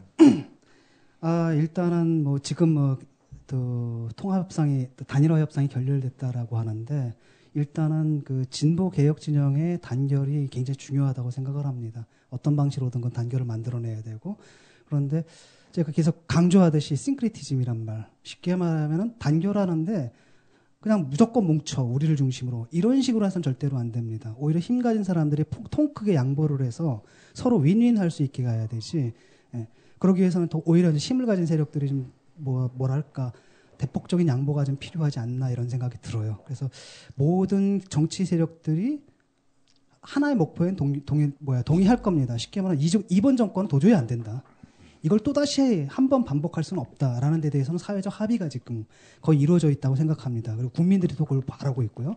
라고 한다면 이제 어떻게 단결할 거야 문제인데, 옛날식의 단결들, 그냥 우리가 수감하니까 너희들이 붙어 이런 식이 아니라 철저하게 오히려 힘 가진 사람들이 훨씬 더 그 작은 정당들, 하지만 훨씬 더 큰 사회적 대의를 대표하고 있는 그런 정당들에 대해서 많은 고려들을 좀 해줘야 될 것 같아요. 그래서 차이를 무시하는 게 아니라 차이를 유지하면서도 단결할 수 있는 방법들을 통해서 모색을 해야 될 것 같고, 두 번째는 포지티브한 메시지를 던져야 된다고 생각해요. 지금은 어떤 분위기냐면 사실은 반 MB로 왔거든요. 각하덕입니다. 각하가 워낙 황당하고 워낙 이상한 짓을 많이 하셔가지고 사람들 지금 열불을 질러놨거든요. 그것 때문에 여기 왔는데 그거 가지고 불가능하다는 겁니다. 총선까지는 모르겠어요. 하지만 대선은 다르거든요, 분명히. 그럴 때 하나 포지티브한 메시지를 좀 던져야 된다는 생각이 듭니다. 그래서 아까 얘기했듯이 프로젝트, 미래의 사회에 우리는 어떤 메시지를 던질 것인가. 각하는 747 던졌잖아요. 말도 안 되는 프로스펙트가 아니라 리트로스펙트지만 그걸 대체할 수 있는 뭔가 긍정적인 메시지, 우리 사회의 문제점을 정확하게 봐서 그걸 해결할 수 있는 어떤 대안 같은 것들을 한 문장으로 딱 요약할 수 있는 그런 메시지를 던지고 그걸 중심으로 사회적 합의를 이뤄내는 것들이 지금 필요하다고 봅니다. 그걸 위해서 단지 이렇게 반 MB 전선만 강화할 게 아니라 던져야 돼요. 지금 던져야 되는데 우리가 배워야 될 게 특히 안철수 현상인 것 같아요. 안철수, 저는 뭐 정치적으로 그분한테 동의하지는 않습니다. 하지만 그분은 던졌거든요. 뭘 던졌냐면 지금 뭐냐, 대기업 위주, 그러다 보니까 트리클 다운 안 되니까 이 사회가 벌어졌는데. 그러니까 낙수 효과가 없으니까. 일단 같이 그분이 얘기를 하는 건 무슨 재분배를 얘기하는 거 아니에요. 그분 좌파 아니거든요. 단지 공정한 룰만 얘기하거든요. 그럴 때 사실 중소기업이 잘 되고 애들 고용 문제가 해결되고 등등등. 최소한 이런 아주 굉장히 구체적인 메시지를 던지고 계시단 말이죠. 거기에 어떤 그것에 못지않은 그런 식의 진보 측의 메시지가 지금 필요하지 않나 이런 생각이 듭니다. 이 두 가지만 말씀드리겠습니다. 예. 저는 이 사기는 또 당할 수 있다. 한번 사기 당했다고 해서 평생 면역이 되는 게 아니다라는 거죠. 우리가 간염 백신 한번 맞으면 되지만은 사기는 또 당할 수 있기 때문에 우리는 이런 또 사기꾼에게 농락당하지 않기 위해서 이제 투자를 해야 됩니다. 공부도 해야 되고 대충 보고 찍지 말고 오늘 당장 그럴듯한 얘기한다 그래서 그걸 넙석 받아들여서는 안 된다. 이제까지 어떻게 살아왔고 어떤 주장을 했고 어떤 철학인지 이런 걸 다 이렇게 따져봐야 된다고 봅니다. 그런 점에서 저는 정권 교체는 반드시 필요하다. 다만 정권이 교체만 되면 무조건 살판나고 좋아지느냐에 대해서도 우리는 좀 경각심을 가져야 된다. 그래서 저는 명품 가방 많이들 좋아하잖아요. 또 굉장히 비싸고 뭐 몇백만 한다면서요. 근데 가방 하나 마음에 드는 거 사기 위해서 몇백만 원, 물론 여유 있는 사람들이나 가능한 일이겠지만은 쓰기도 하는 게 이 세상인데 명품 정당 갖기 위해서 돈 얼마씩 투자하나? 안 하죠. 그렇잖아. 안 하잖아요. 명품 정치 보기 위해서 얼마씩 투자하나? 내 아들, 내 딸, 우리 가족들 삶을 결정하는 교육 문제, 뭐 환경 문제 다 결정하는 그런 게 정치인데 제대로 된 정치를 얻기 위해서 가방 하나 좋은 거 얻는 것보다 더 많은 투자하는 게 당연한 거 아니에요? 그러면 당에 가입해가지고 한 달에 10,000원씩 1년에 10만 원 내고 50년이면 500만 원이면 그 명품 하나 값밖에 더 하느냐 이거죠. 그래서 제대로 된 정치를 키워내는 것도 키워서 잡아먹어야죠. 키워서. 그래서 우리가 이제 뭐 요새 보면 식품도 유기농 식품 더 찾고 좀 돈 좀 더 써서라도 그 지갑은 비어 있지만 우리 애들에게 좋은 거 먹이자 그러는데 좋은 정치 먹이려면 그만큼 발품 더 많이 팔아야 되고 그만큼 더 노력을 해야 됩니다. 그래서 저는 이 어찌 보면 정치 소비자로서 우리 주권자인 국민들도 더 나은 정치를 누리기 위해서 더 나은 또 사기 안 당하기 위해서 더 노력하실 필요가 있다. 좋은 더 많이 듣고 또 이것도 더 많이 좀 알리고 그리고 요새 들을 만한 좋은 것들 많지 않습니까? 그리고 우리 뭐 진중 선생님 또 강의에 특강하면 또 가서 또 듣고 우리 요새 팟캐스트 라디오에 이제 나는 꼼수다는 예능국이고요. 우리 저공비행은 교양국 소속이거든요. 일종의 EBS죠. 예, 뭐 텔레비전 방송으로 치면 우리 EBS쯤 되겠습니다. 근데 나는 꼼수다 같은 프로는 재미가 있죠. 저도 이제 잘 듣습니다만 폭로도 가끔 나오고 또 아주 재밌습니다. 장바닥에서 우리 얘기하는 것처럼. 근데 평소에 우리는 교양국 프로로 이렇게 쭉 해왔는데 현대사도 있고 그 안에는 어떤 한국 경제 구조에 대한 어떤 분석도 있고 또 핵발전에 대한 기술적인 설명도 나오고 다 나옵니다만 오늘은 다소 교양국 프로이지만 약간은 예능 같은 느낌으로 오늘 진행을 해봤어요. 처음부터. 처음으로. 예. 우리 청취자 여러분 마음에 드셨는지 모르겠는데요. 이제 두 분이 여러 좋은 말씀 주셨어요. 우리 진중권 선생은 진보개혁 진영의 단결과 그러면 앞으로 진도를 나갈 수 있는 진취적이고 건설적이고 긍정적인 메시지, 지향 이런 것들을 주셨고 노회찬 서신남께서는 그 참여의 중요성을 강조를 하셨습니다. 저는 뭐 두 분 말씀 그것만 다 지켜지면 잘 될 거라고 생각하고 저 개인적으로는 지금 지난 4년간 백수였는데 다시 4년 계약직을 어떻게 갈 수 없을까 고민 중인데. 꼭 하실 겁니다. 지금 이제 통합진보당 비례대표 12번이에요, 제가. 당원 찬반 투표에 가결되면 12번을 받게 되는데 이게 투표율을 어떻게 잡냐에 따라서 다르지만 최소한 한 400만 표 정도는 정당 지지표를 받아야 돼요. 좀 뭐 12번 되겠냐 이런 얘기 하시는 분도 계신데요. 근데 표가 2표거든요. 그래서 한 표는 지역구 후보, 통합진보당 후보가 있으면 찍고 없으면은 뭐 그다음 야권 단일 후보, 야권 단일 후보 찍고. 그다음에 두 번째 표 정당 투표는 이제 그냥 통합진보당 명품 가방 하나 사는 셈 치고 기본으로. 통합진보당에 기표를 하시면은 이제 되는 제가 거죠. 국회의원 되는 거죠. 제가 국회의원이 돼야 이게 당파성에 드러나는데요. 이제 여기 이제 저는 지금 사실은 통합진보당 방송이에요. 반은 통합진보당이고 이렇게 반은 또 이렇게 마음이 또 진보신당이가 있어가지고. 진중권 선생이야. 아우 좋죠. 우리 진보신당하고도 다 같이 연합을 해야 된다는 연합을 해야 입장이에요. 된다고 생각합니다. 지금 진보신당은 저기 동작을에 우리 김정철 대변인 들어가 있고 구로갑의 강상구 부대표 지금 다 부대표들이죠. 서울에 한 7군데 정도 후보가 나와 있습니다. 나와 있고 저희 통합진보당은 서울 거의 뭐 전 지역에 다 후보가 동작을처럼 아주 예외적인 지역 제외하고는 다 후보가 나와 있는 상황입니다. 오늘 뭐 지금 방송 나갈 때가 되면 3일 전쯤 되겠습니다만 네. 2월 25일 일요일에 전국 후보자 대회, 2월 26일 일요일에 후보자 대회 열어서 결기를 다졌죠. 예, 총선 후보자들의 결의가 있었습니다. 예, 결의를 다지고 했습니다. 조금 한 가지만 예. 더 말씀드리고 싶은데 민주당 좀 비판할게요. 아이고, 예, 살살하십시오. 요번 지금 진중권 선생의 민주당 비판은 본 저공 비행의 입장과 다를 수 있습니다. 전혀 조중동식으로 지금 달았습니다. 뭐 본인의 경비행기를 타고. 예, 본인의 경비행기를 타고 마음대로 가세요. 그러니까 지금 민주당 뭐 지지율이 꽤 올랐는데 잘해서 오른 거 아니거든요.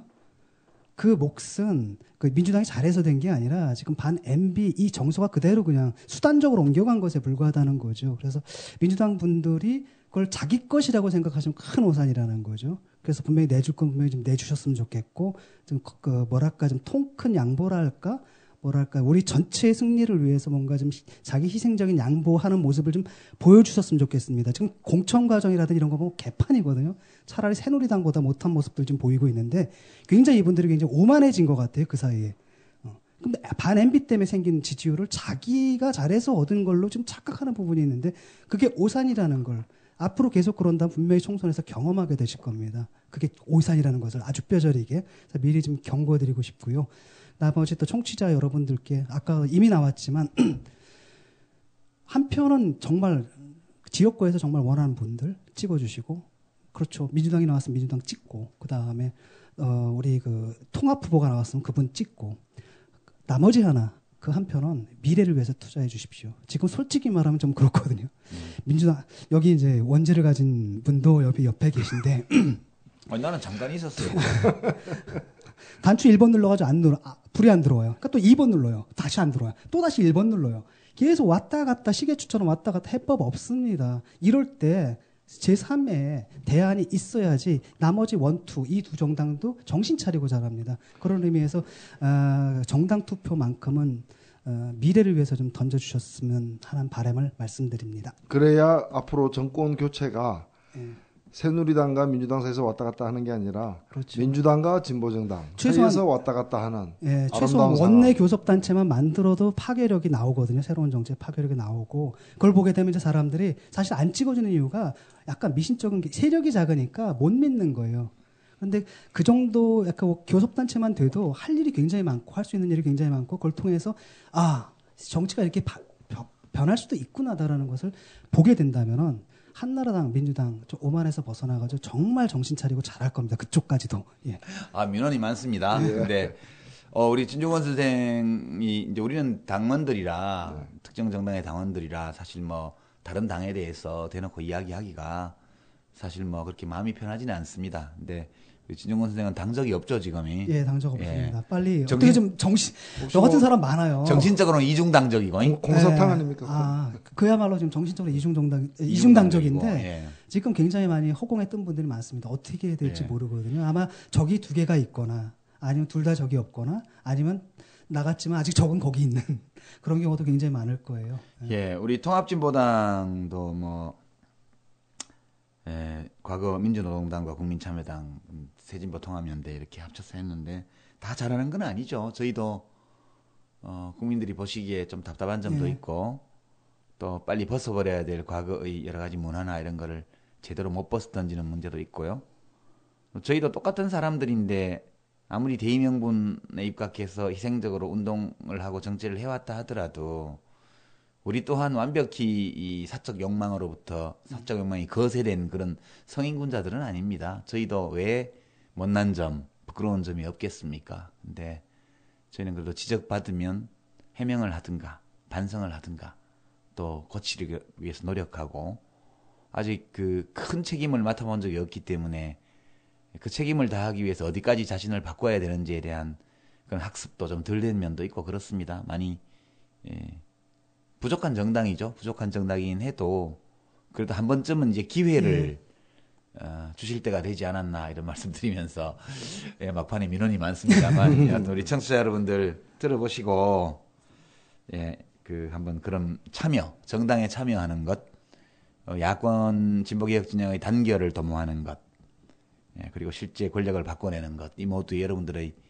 관심과 참여가 필요하다는 거, 우리 교양국답게 교양적인 말씀으로 마무리를 해야 될 것 같아요. 그래도 혹시라도 오늘 뭐 꽤 장시간 각하의 취임 4주년 기자회견에 대한 우리들의 감상을 나누고 앞으로 이명박 대통령 각하의 행보에 대해서 예측해보고 그 밑에서 살아남을 수 있는 우리 나름의 지혜로운 방법을 찾아봤습니다.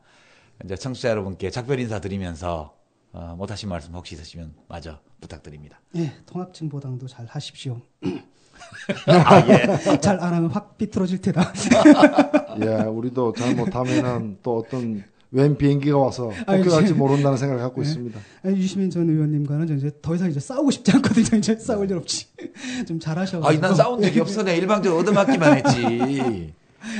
얄미워 보면은 말씀 얼마나 얄밉게 아니 하셨는데. 솔직히 내가 우리 진중권 선생한테 반격 한 번 한 적이 있어요? 없지. 무시한 거지 그거야. 아니지. 무시한 게 아니고 하시는 말씀이 논리적으로 옳기 때문에. 아니 뭐 옛날에 싸우던 거야. 시간 지나면 기억이 안 나잖아요. 나 다 잊어버렸어. 난 그때 만약 죽은 표 이렇게 말씀하실 때 이번에 내가 삐뚤어질 때다. 아니 그 우리 진중권 선생의 불후의 명작. 우리 노회찬 대표님은 노회찬과 삼성 엑스파일, 진보의 뭐 재탄생 이런 책도 있으시고 우리 진중권 선생은 책이 엄청 많지만 뭐 공저 크로스 이르기까지 미학 오디세이부터 해가지고 많지만 최고의 명저는 제가 보기에는 리무드 매치 층을베트마. 그러니까 제가 입다가 침대에서 3번 떨어졌다는 거예요. 떼굴떼굴 구르면서 웃느라고. 그런 명저를 또 앞으로 많이 남겨주시기를 저희 기대를 하고요. 예, 감사합니다. 예, 그럼 우리 막 비행기에서 뿌릴 겁니다. 그럼 이제 삐라는 이제 우리 진중권 선생 책을 찢어가지고 삐라로 만들어서 사방에 무차별 살포하도록 그렇게 하겠습니다. 오늘 나와주셔서 고맙습니다. 예, 감사합니다. 우리 저공비행 뒷좌석에 전방위 스나이퍼 우리 진중권 선생을 태우고 각하의 취임 4주년을 맞아서 청와대와 그 부속 건물을 한번 탐사해봤습니다. 우리 청취자 여러분, 오늘 7회 우리 각하를 찾아서 재미있게 들어주시고요. 늘 관심 보여주시는 점에 대해서 감사하게 생각합니다. 다음 주에 만나 뵐 때까지 안녕히 계십시오. 네. 안녕히 계십시오. 안녕히 계십시오. 감사합니다. 수고하셨습니다. 네, 고맙습니다.